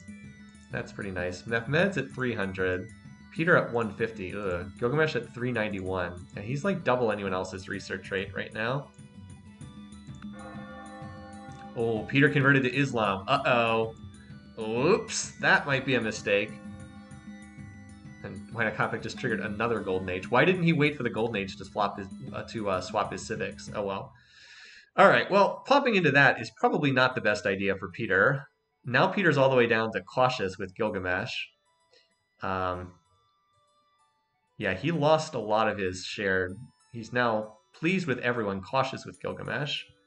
That said, I don't think he would declare on Gilgamesh because the power. I mean, Gilgamesh is way above him in power. Wayne Kopech's on electricity. What the heck is he doing? Electricity? What? He's on electricity without rifling. What is this? Huh. Well, I guess he really wants to juice up his water mills for state property or something like that. Very, very strange decision. I mean, he does have. Look at this town: 3 food, 2 production, 10 commerce. There's actually nothing in the game that can even display that. There's no double money bag in Civ 4, so the game can't even display how much commerce he gets on that tile. On a cultural path, no, not yet. He'd have to start running the slider. He doesn't seem to be doing that. Let's just check in on Gilgamesh and see if he's. All right, well, he's plotting war with somebody. Gilgamesh is ready to continue warring. And apparently it's going to be Huayna Capac because he's friendly with the other 2 leaders. So this could be really bad for Inca. This could be everyone's prediction going out the window right here because he needs rifles to defend this, and he does not have rifles. I mean, look at that power bar graph. Like, that's not close. Gilgamesh. Yeah, this is not... we could see Huayna Capac getting knocked out of the competition because he's not researching rifling. And there's the war declaration right there. Or I thought that was it, because he moved into Huayna Capac's territory with a big stack, but apparently not. Hey Huayna, you might need to research rifling, or you're gonna die. Instead, this stack's running around. I mean, he's got everything he needs to win this game easily. He's way, way, way, way ahead in tech. But again, as we've seen from Willem, that's not helpful if you don't bother to research the military techs. If you get too caught up on econ mode, usually when a Capac doesn't do this, which is why that's surprising. Where is he going to go after electricity? Is the next question. Is he going to... I mean, he's running out of things to tech that aren't rifling. I guess he could hit the bottom of the tree. Although if you don't go for... Yeah, I guess we'll see. I mean, he doesn't have military tradition replacement parts or rifling. He's researching this tech that's like double the expense of rifling. I mean, he could easily be at assembly line by now if he had wanted to, instead of hitting the physics part of the tech tree. Meanwhile, Gilgamesh is also not that far away from rifling. We should just check in to see if any of the other leaders are plotting war. Yeah, he said we're afraid of their military might, so he wouldn't attack Gilgamesh. I don't think Mehmed can declare on anyone at the moment. And Peter, who knows what he's doing. Yeah, everyone else is afraid of Gilgamesh, apparently. So Huayna Capac is on replaceable parts, but has he done this in enough time is the question. All right, he is on the rifling bandwagon right now, but he might be... Well, let's see. It all just depends on how much time. Does he get another half dozen turns, or does he not get enough time? Oops, I went to look at... Because Gilgamesh's power is still going up. Like, is he going to have time to deploy his rifles here, or is he going to come up short? I mean, he's only 2 turns for rifling. Again, he's insanely... I think he's going to make it to rifling in time. But I mean, this is a humongous stack. 68 units in that stack.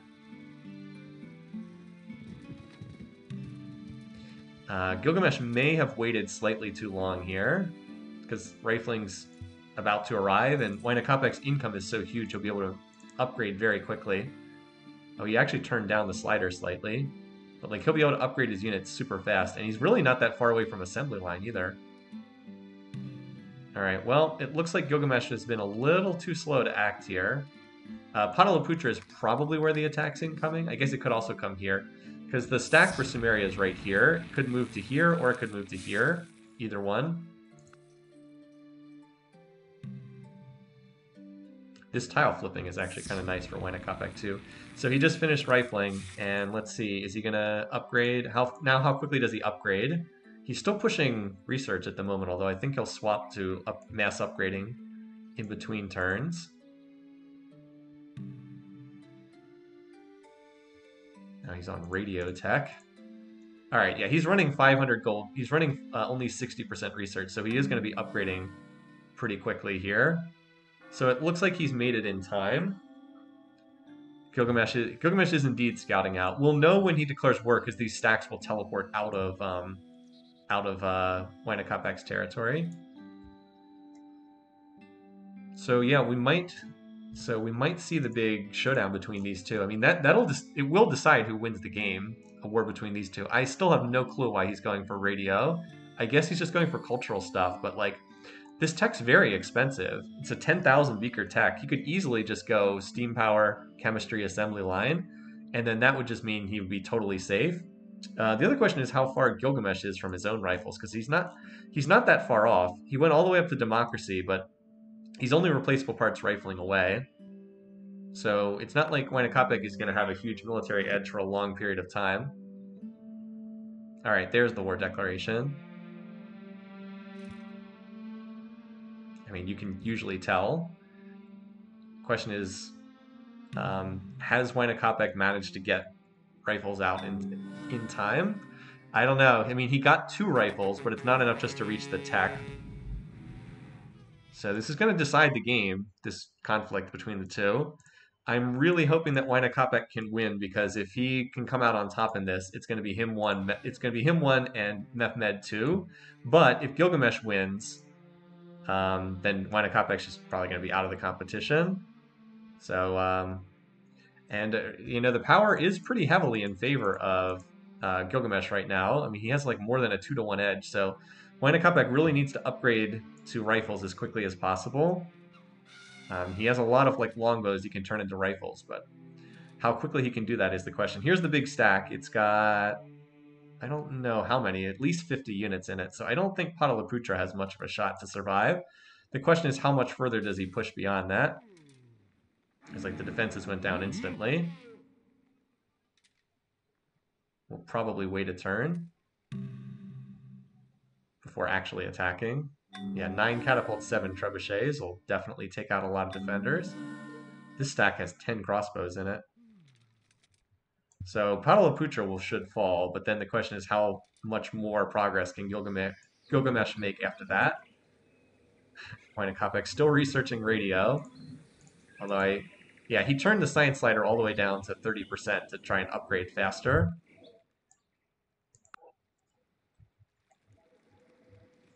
I'm not confident on who's going to win this either. I think a lot has to do with how quickly Gilgamesh pushes for his own rifles. Oh, he actually took both cities there. Wow. That was not a good start to the war for Wyna. Losing both cities.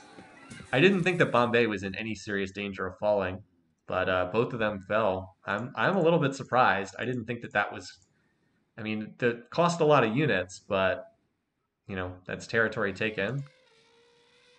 And I suspect Gilgamesh is going to go for rifles next. He's actually flipping civics this turn. Does Wynakopek have military tradition? I can't remember if he picked that up or if he skipped it. No, he doesn't have military tradition, so he can't build cabs. That's a huge mistake. Humongous mistake. He can only still build knights. Cavalry would be so good against these units. Instead, he's just got rifles. Oof, that's a mistake. Mistake on the tech preferences here, not researching the key techs. Gilgamesh is on education, though, and not rifling. So we'll see. Can Wynakopek rally here, or is he just going to roll over to Gilgamesh? Gilgamesh is a lot larger. What about the other leaders? Any of them want to get involved? So Mehmed can't get involved, period. Peter could attack either of them. Although he'd probably be more likely to attack Gilgamesh. He's apparently too scared right now. Gilgamesh also needs gunpowder. Okay.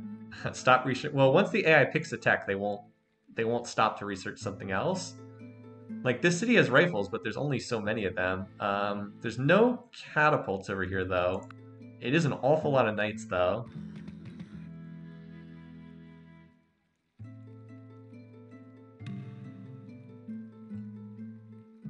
So, oh wait, never mind. Now there's a cat and a trebuchet that moved over here.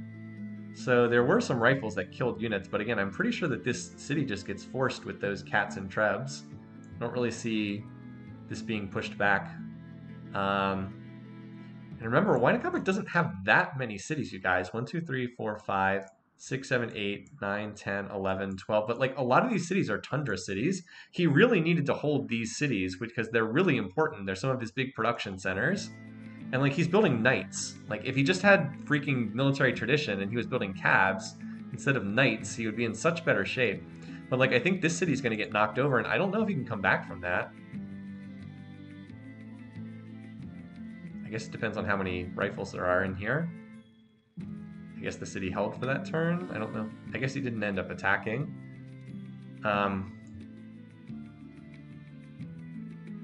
It's just like having rifles alone does not make you immune to an attack. Not if the power disparity is that large. Gilgamesh just had a ton of units, and he is losing more units, but he has more units to lose. Still kind of up in the air. I mean, look, Gilgamesh's power is plummeting, but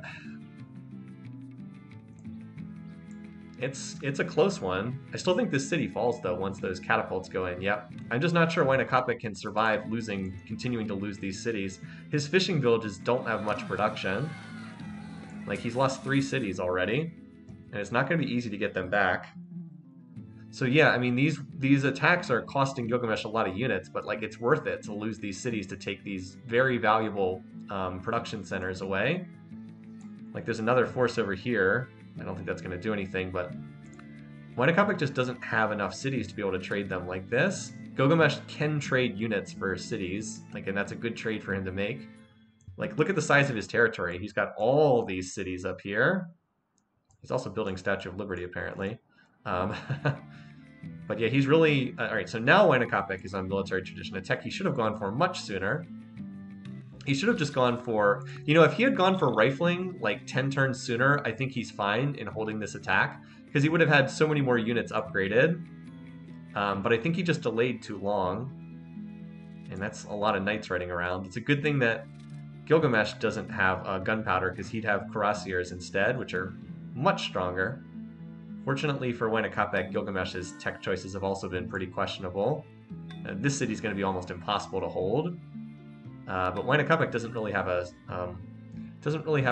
attack force. Yeah, I mean the power bar graphs are converging. You can see it's quite a shark fin. I just don't see like a stack of Huayna Capac that's going to go and like grab Bombay back again. I guess we'll see though. If Gilgamesh's power keeps declining though, you might see Peter look to like get in this war, because Peter does not like him very much at all. And like the main reason he wasn't plotting before is he's afraid, but he might still be afraid. I guess it doesn't allow time for like Mehmed to get back in this, potentially. I don't know what this force thinks it's going to be doing at Tiwanaku. Okay, Gilgamesh. Now Huayna Capac's on mass media. It's like, dude, don't research text like that. Research to assembly line. I guess we should be looking at the possibility of a Diplo win. So let's see. It would be Huayna Capac against Gilgamesh. How do people feel about Huayna Capac? They don't like him that much. How do people feel about Gilgamesh? Mehmed would vote for Gilgamesh. I don't think that's enough votes to win, though. I'm pretty sure the two of them don't have enough population. Actually, they might. 44 and 20 is 64. Could maybe be a Diplo victory for Gilgamesh if the UN gets built. It's in play. We'll have to keep an eye on that.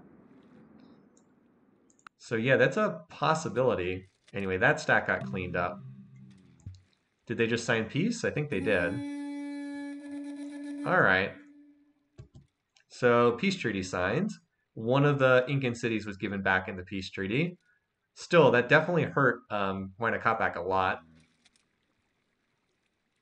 And now there's a lot of hatred built up between those two.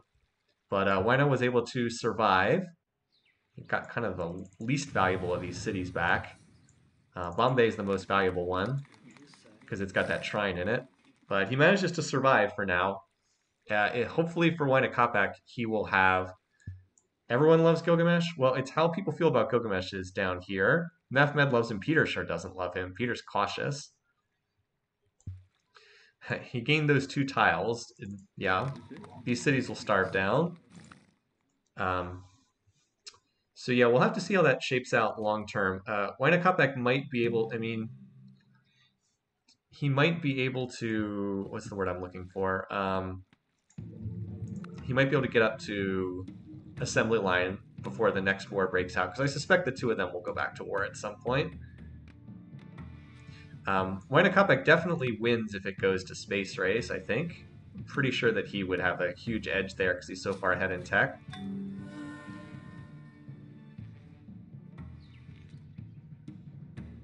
But if he builds the UN, I don't know what would happen. It'll come down to population, I guess. Oh wait, he just turned on the culture slider. Oh boy, here we go. 90% culture slider. All right, here we go. Wynakopek's making his bid for cultural victory. He's got to survive 90 turns. I don't think he survives 90 turns, not against Gilgamesh. I think he's got to... I think what he needs to do is go for space, not for culture. That is an extraordinarily risky decision. I mean, it's not a smart move. All he needs to do is just keep pushing tech, and he will almost certainly win the game, because the minute he gets to assembly line, he's very safe for a long, long, long time. But stopping here, the minute that Gilgamesh gets rifling, which is not that far away, the minute he gets rifling, he loses badly to Gilgamesh. And Gilgamesh is going to have rifling soon. So this feels like a suicidal move from Wynakopek. Those of you saying that he deserves to die for this, I think that's right. I mean, this is a game that he should easily win. But he was very slow in getting to rifling for no reason. Could have had it 35 turns earlier for very easily. And now he's doing this cultural thing that doesn't make a lot of sense. So, just feels like it's a matter of time until Gilgamesh comes back again. I mean, Gilgamesh is... it's -3 there. Peter is unlikely to do much of anything. Well, we'll see. A lot of games still to be played. We're also, by the way, only still at 5 war declarations, so a pretty low-scoring game thus far. Gilgamesh's war weariness must be bad. I don't think it was that bad. He's not in war right now, so we can't really see it. Well, it was pretty bad. 753. Admittedly, that's pretty bad. Now trading hit musicals for gold. So Gilgamesh is finishing rifling, so he's going to have rifles in hand.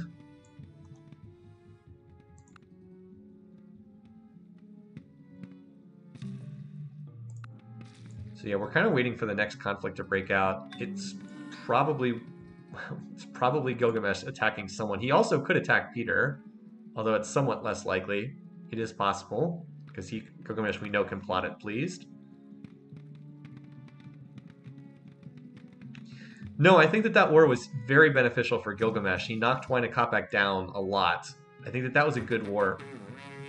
Oh, well, that was utter suicide. All right, well, bye, Peter. Goodbye. My Mehmed for second pick is not looking too great right now. Maybe, though. Well, this won't take very long. I don't know what that was all about. That was a very, very poor decision. Oh, yeah, wow. That was actually pretty... Look at that power bar graph. They actually got knocked down pretty close to each other. The difference is Gilgamesh did not have rifles, and now he does. So, yeah. And he, unlike Wynakopek, who did not stop to research military tradition, Gilgamesh did. He actually captured this city on the first turn of the war.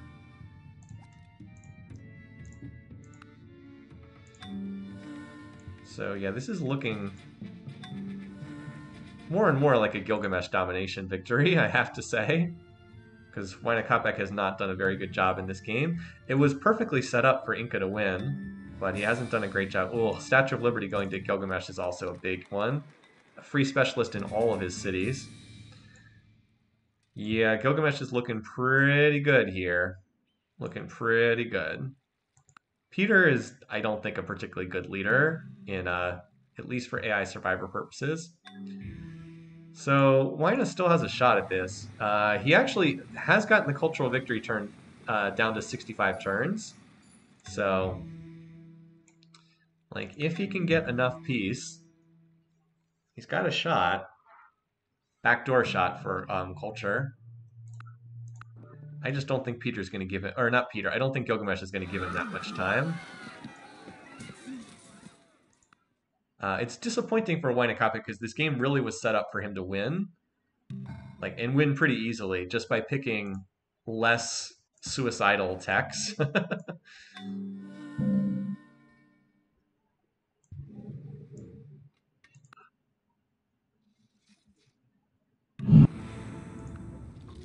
Yeah, this is, you can see just he's stomping all over. Absolutely stomping all over these other leaders. Poor Peter. I mean, he literally just declared with medieval units against rifles and calves. Pure suicide. Could pull out the United Nations. I don't think anyone can win a UN victory. I don't think that there's enough. Mehmed would, I mean, Mehmed might vote for Wynakopik, but the two of them together, like right now, Gilgamesh has a veto, so I don't think that that would work. I don't think that anyone can win by UN right now. It depends on how long Gilgamesh takes to kill Peter, but the thing is, he's killing Peter incredibly fast.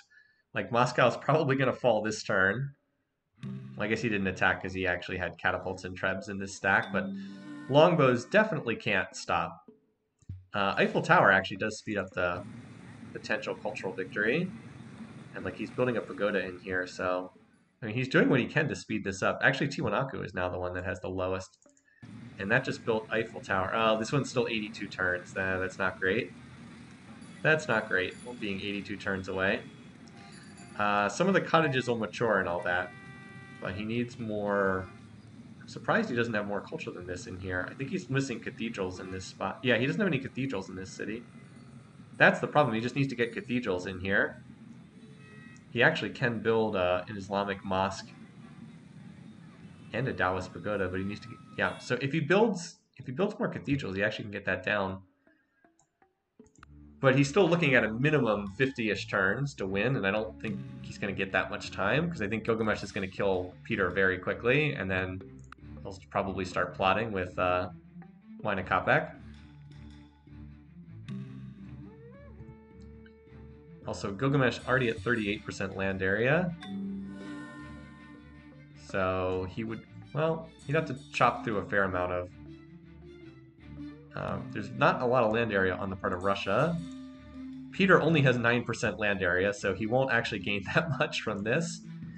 Gilgamesh would have to run over most of Wynakopik to get a domination victory, but I think that's what he's aiming for right now.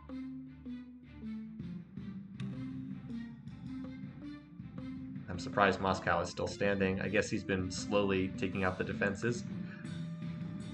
If there were just no catapults or trebs in that stack, it would be much better. He would have just attacked and ran over very quickly. That said, Wynakopik's strong culture does help, like here at Novgorod, because there's a chance for this to revolt. So yeah, which probably going to come down to, can this long shot cultural victory work before Gilgamesh can punch his way through what the rest of the map. Remember when this city was like right on the border? Now it's like pushing the border far back. I mean, that's actually good for Wynakopik that this city is now gained a gazillion tiles. So Rostov just got captured and just kind of waiting for the remaining cities to get knocked over. Oh, wait, Wynakopik canceled his cultural thing. He wasted a fair amount of turns on that, but he now has stopped and now he's back to research again. Maybe he realized that the danger that he was in. I see you guys all spotted it too. But now Gilgamesh is so large that I don't even know if Wynakopik can out-research him. Like, Gilgamesh has now equaled him in research, so I don't know.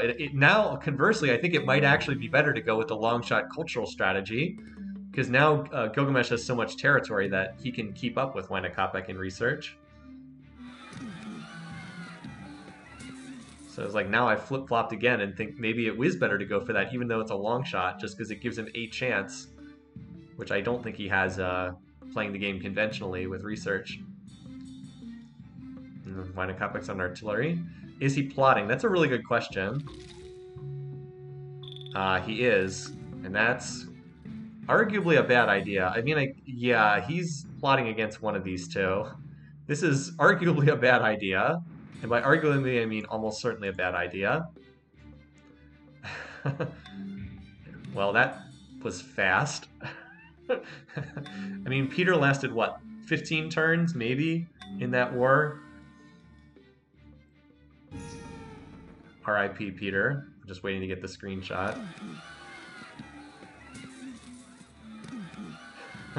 Double city capture on the last turn. All right, Russia out. Turn 268. That was pure suicide. Peter was not. Peter doesn't appear to be a very good leader. He sure didn't show us much in that game. There's a reason why everyone was just ignoring him in the picking contest. All right, playoff 3, turn 268. And another kill for Gilgamesh. Maybe if Gilgamesh keeps going like this, he'll have a shot to win the award. Actually, I believe Gilgamesh had the most kills last year, if I remember. I could be wrong, but I believe he had won the Golden Spear last year. So he could maybe do it 2 years in a row. I know there's a number of people who think he's one of the better AI leaders who just wasn't doing very well. Yeah, he tied up Alex now, and Alex, of course, is out of that competition. All right, well, so goodbye to old Peter, who did very little in this game. So surely Wayne Kopek's not still plotting. Oh, what? Oh boy, buddy, why? Come on, man, why? Why are you plotting war? Dude, seriously. Peter was robbed of his last turn civic swap. Oh boy, I don't think this is going to go well. I think at this point I have to hope that Gilgamesh can hurt Wayne Kopek badly enough that Mehmed slips into second so I can score some kind of points for this game. But like if you look at the power bar graph, this is not looking to. I mean, I guess it's nominally close for the time being, but I don't think it would be very close if a war started. Mehmed is still out of this. He can't plot war at pleased, so he's just out of any war. United Nations being built. I mean, I don't think the UN is going to be significant though, because even though Mehmed would vote for Wayne Kopek, it's not going to matter because Gilgamesh has 50% of the vote. So you would need Mehmed to vote for Gilgamesh, and he's only +3. That's not enough to get him to vote for. Yeah, like he won't vote for Gilgamesh, so there's not much of a chance of that.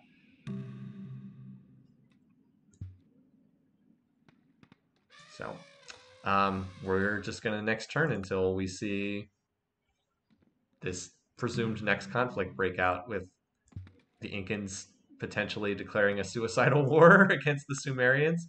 If not, then Gilgamesh will probably be the one to start. Note that Wayne Kopek still is not going for assembly line for no clear reason.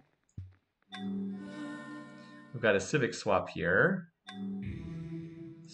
Let's see how this has affected. Didn't really affect the diplomacy at all, just going to state property. Not that surprising. So, just kind of waiting for the action to happen.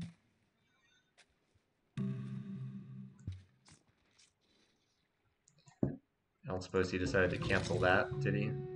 Nope, still plotting, apparently. I don't really think Wayne Kopek can win a war with Gilgamesh, not at this stage of things. But he seems determined to try. It'd be funny if he signed a defensive pact. Nope, still no further action there. That turn timer keeps ticking away. So like if Wayne Kopek had been going for cultural victory, he would be continuing to make more progress here. Like Tiwanaku is the closest, well, I guess it's 100 turns away now, but like he is almost halfway there. Like if he were running the culture slider, he might be getting closer. A lot of cabs on every side right now. So yeah, we will see the UN. I suspect Gilgamesh will be the UN Secretary General, and then he'll get to vote on whatever he wants. But Gilgamesh has not been starting a war.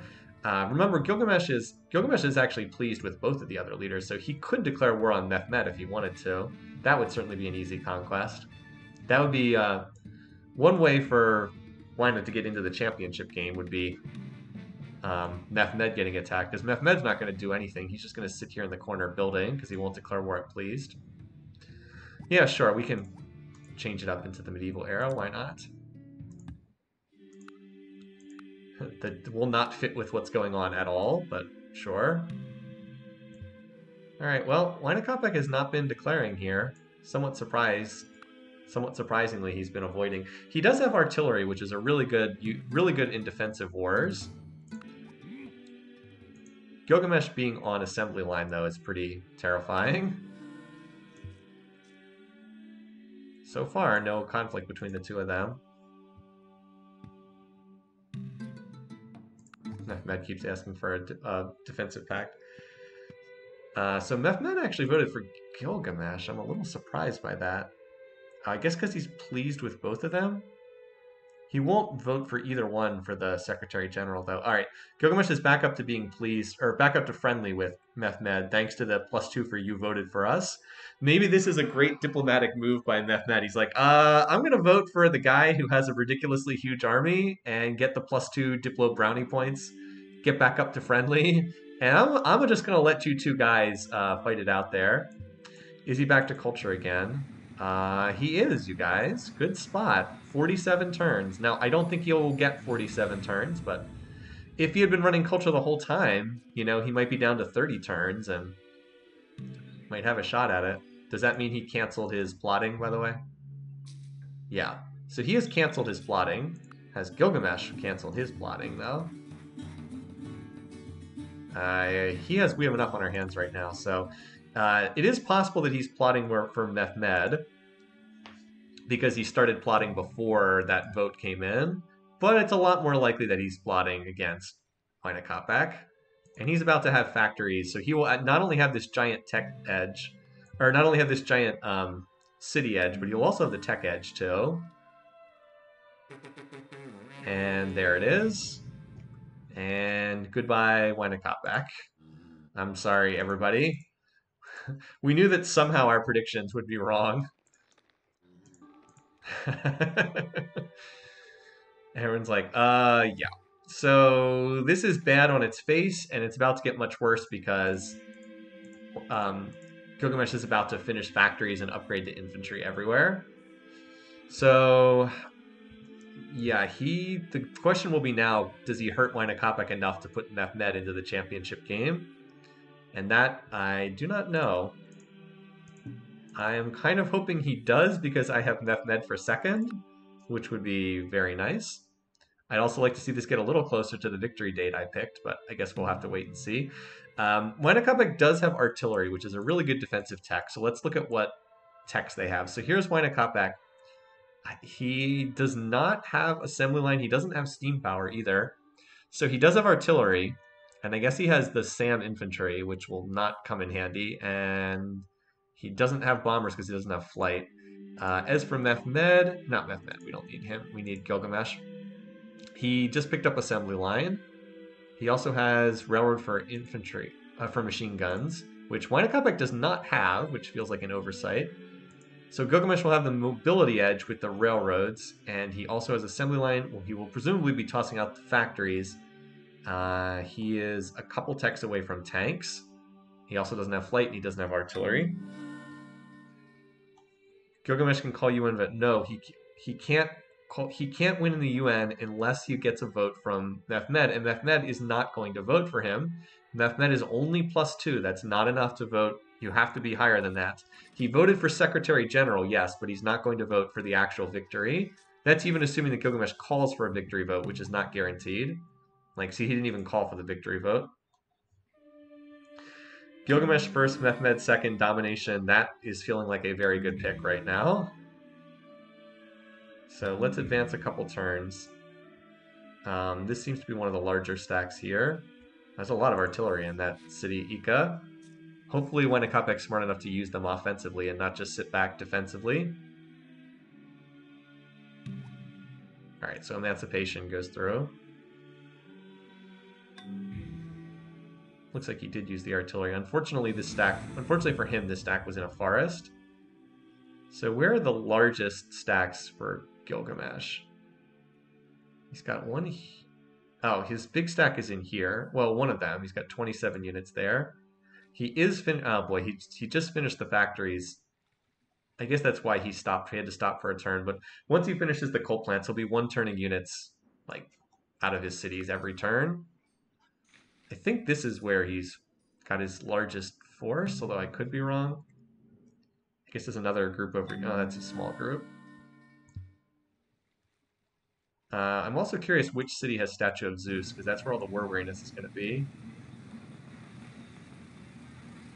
Not in here. I don't remember which city built it. It is in Incan territory. It's got to be in one of his core cities. It must be in Tiwanaku then.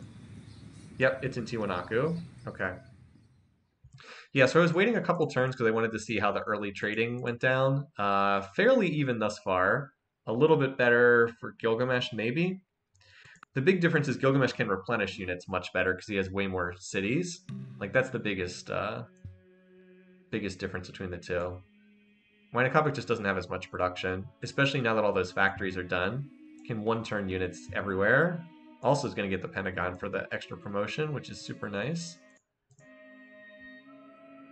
But it doesn't look like this is going to be an immediate conquest. It looks like it might take a little while. Ica did get captured though, and that there were a lot of units in there.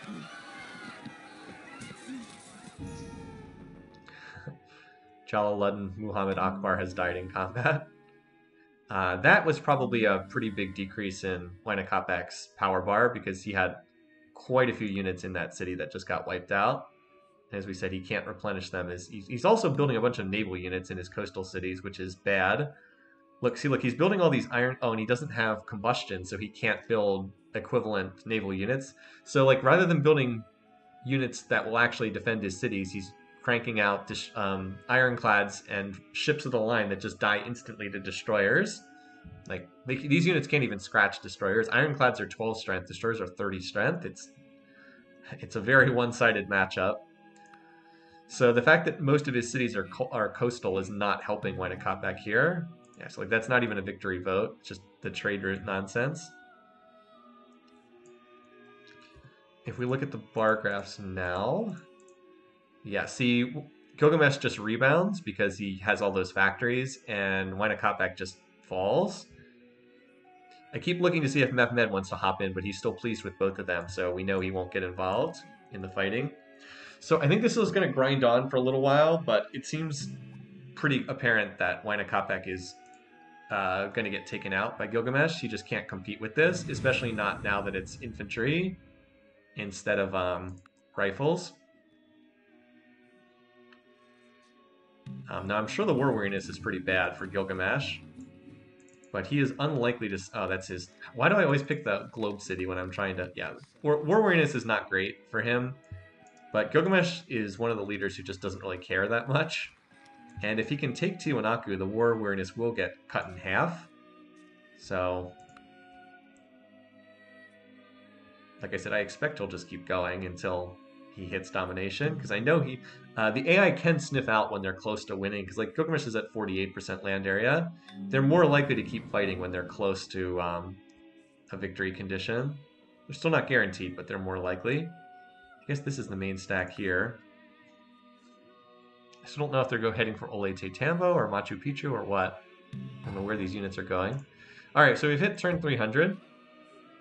Combustion over assembly line. I mean, he does need combustion. It's not like it's a tech that he can ignore. But assembly line definitely would have helped. Wainakopek's path through the tech tree was pretty bad in this game. I don't know why this stack is apparently going for Cuzco for some reason. Look at all those missionaries in the city.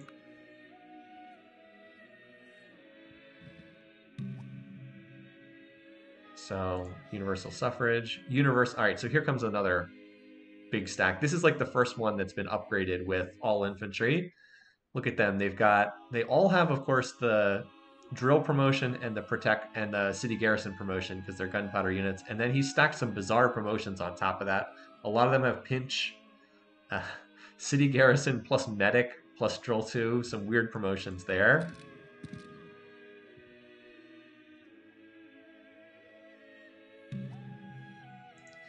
There's one cannon with this stack that will be working to take down the defenses. There's the Pentagon. So Wynakopek now finally belatedly on assembly line. We might see Kuzco's pumping out its own destroyers to try to fight at sea. Actually, that attack didn't really work, did it? Pretty good defense there by Wynakopek. So he's holding out for the time being. But you can see the power bar graph's pretty heavily in favor of Gilgamesh. And Gilgamesh also is not that far from tanks. That is probably what will open this up, is if he can get to industrialism. See, once he has electricity, industrialism's viable, and tanks will really start to crack this open. Infantry do not defend very well against tanks. I mean, they do okay, but they're not great against tanks.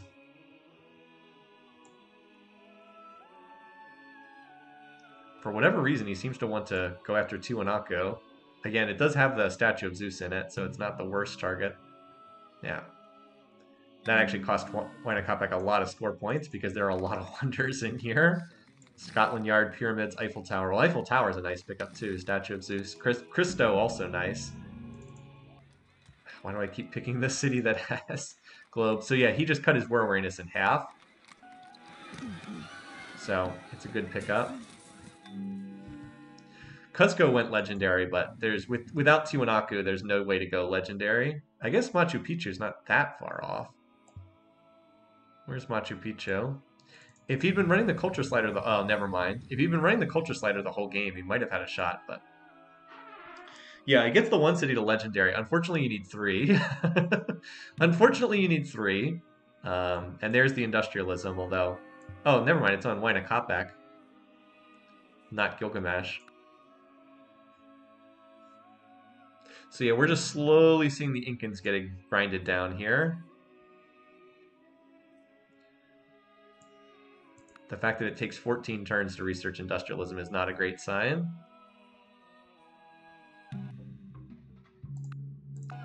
So like Wynakopek is still ahead in tech, but not by that much.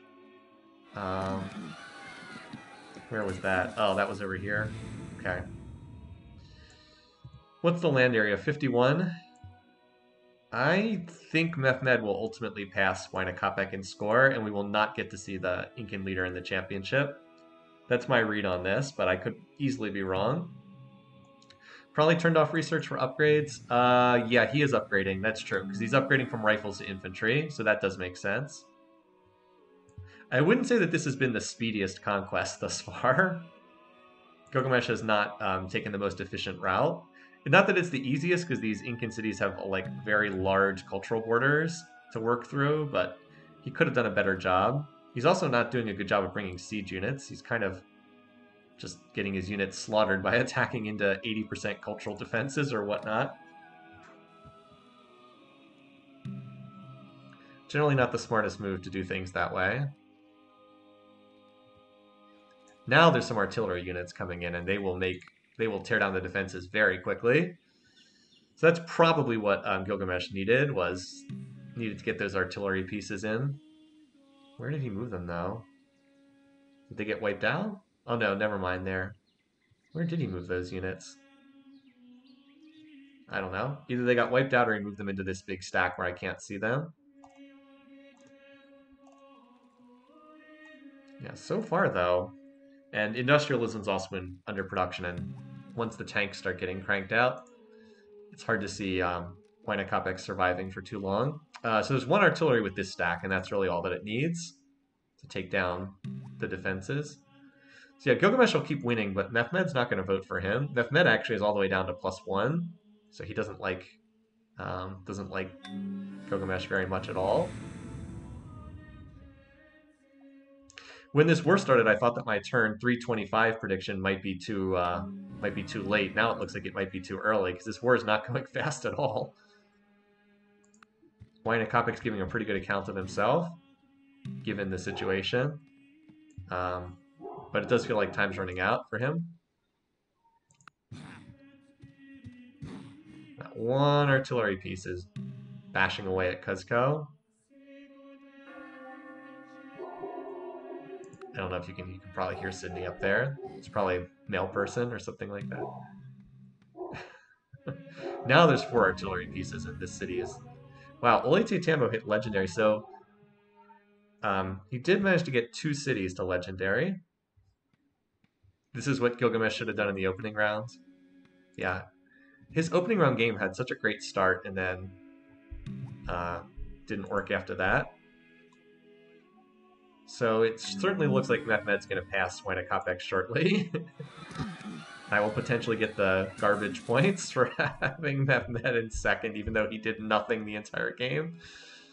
Mehmed is down to 0, although I don't think he would declare on Gilgamesh, because we are afraid of their military might. Yeah.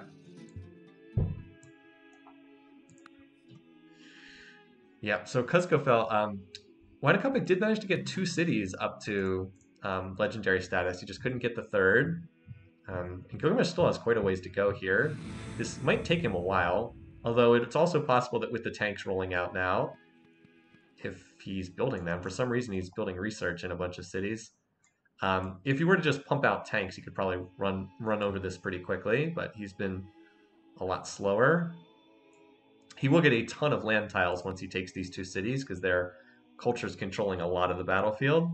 And then it's just a matter of running through those fishing villages. Anyway, Mehmed has now passed Gilgamesh, so it looks like Mehmed's going to undeservedly slip into the championship.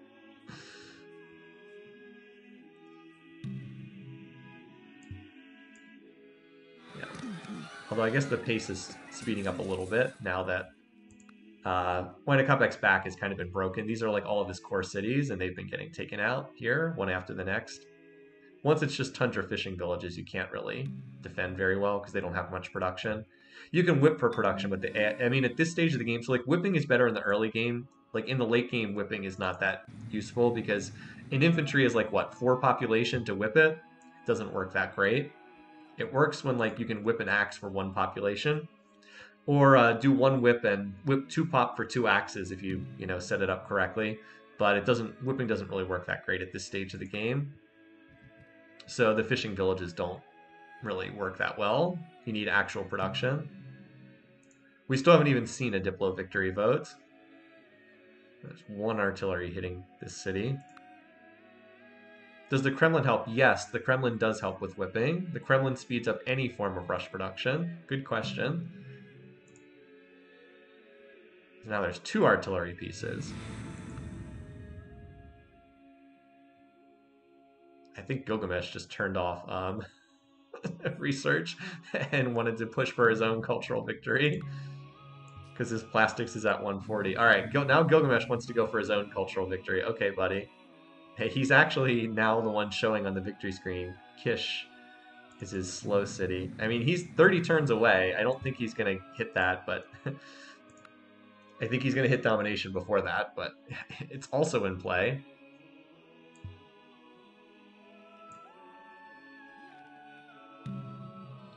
So what's he at? He's at 62%. Okay, he's very close. He's like 1 city away. Although he does have to get to one of these tundra cities. Oh man, I wish that had been the finishing date because I'd be within a couple turns. Yeah, he needs to get a little bit more territory. He's basically at 63%. He only needs 1 more city. If he takes this city, he'll win the game because the borders from Tiwanaku are already at... Yeah, the borders from Tiwanaku will pop and grab enough tiles, so he just needs to get to this city. We'll see if he prioritizes capturing it next. But that's where he needs to get to. It would open up enough tiles for him to win. I mean, we'll see where he chooses to attack next. Swina Kopek still clinging to life, still has oil down here, so can still build tanks. And oh, Mehmed's Golden Age, watch out, everybody! Not Mehmed's Golden Age. What a disappointment that dude was. So where are all those units going that just fought up there? They got to be going somewhere, right? Guess we'll see. Oh, here comes a big... Well, a stack at least. Come on, I want you to win before turn 335. Get this within 10 turns. I don't think that's going to happen, though. I think he's going to take longer. Because capturing this city will not... This city will not provide enough tiles to win. Unless I'm very wrong. Here they come. There's all those units.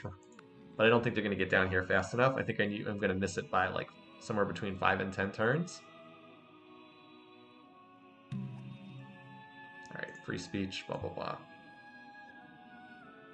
Apparently he wants to attack this city for some reason. That's not really going to give him any tiles, though. Oh,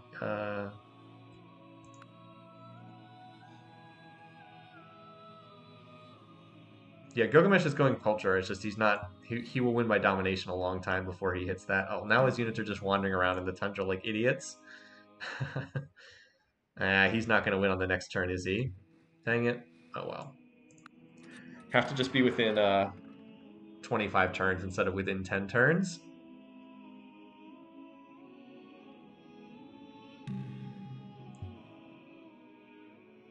Okay, so now there's a group over here and another one over here.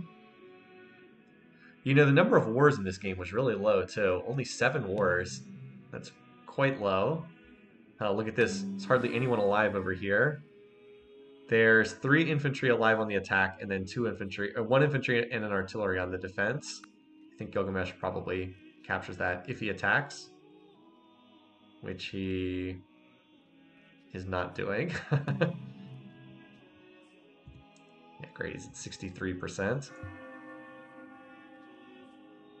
Apparently he decided... So, again, the logical thing would have been to come down here and attack this city, but no, he's going to go down here and attack these tundra cities instead. AI logic at its finest. When they come out of resistance, that's probably it. Because their borders will pop, like, immediately from building culture, and he only needs, like, 10 more tiles to go over the domination limit. So they're both going to come out of resistance next turn.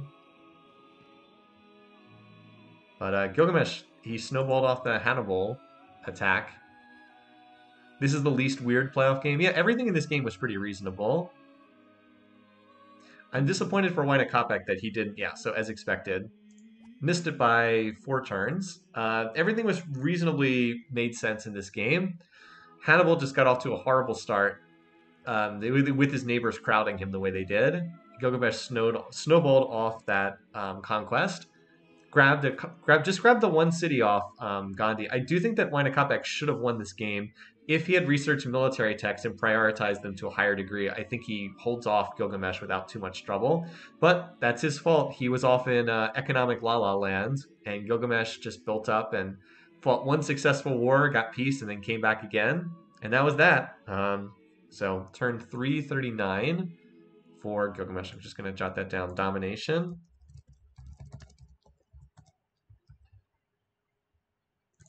Now, unfortunately, all the many people who had Wayne Kopeck first, Gilgamesh second, do not score any points, which is unfortunate. But meanwhile, me, who has the garbage Mehmed second pick, does in fact score points. Sometimes the picking contest is not fair. Anyway, let's go ahead and watch the replay, and then we'll look more at the scoring contest. So, a couple big factors in this game. I think the big early turning moment is Hannibal just getting crushed early on in the game. Like, he can't expand. I do think that the Barb cities hurt him here because he couldn't expand south because the Barb cities are in the way, and he couldn't expand to the north because it was just tundra. Like, Gilgamesh going straight towards him and Mehmed going straight towards him really hurt him badly. But he would have at least been able to keep pushing south if it weren't for this Barb city. So that was pretty bad. This game actually could have been even more of a Gilgamesh runaway if Hannibal hadn't defended this city for so long. I honestly thought that because Hannibal defended the city for so long, I thought it had given Wayne Kopeck space to win the game. If Wayne Kopeck had attacked Gandhi, I think he wins the game because he would have just run over those Gandhi cities quickly and then he would have had them all in his territory.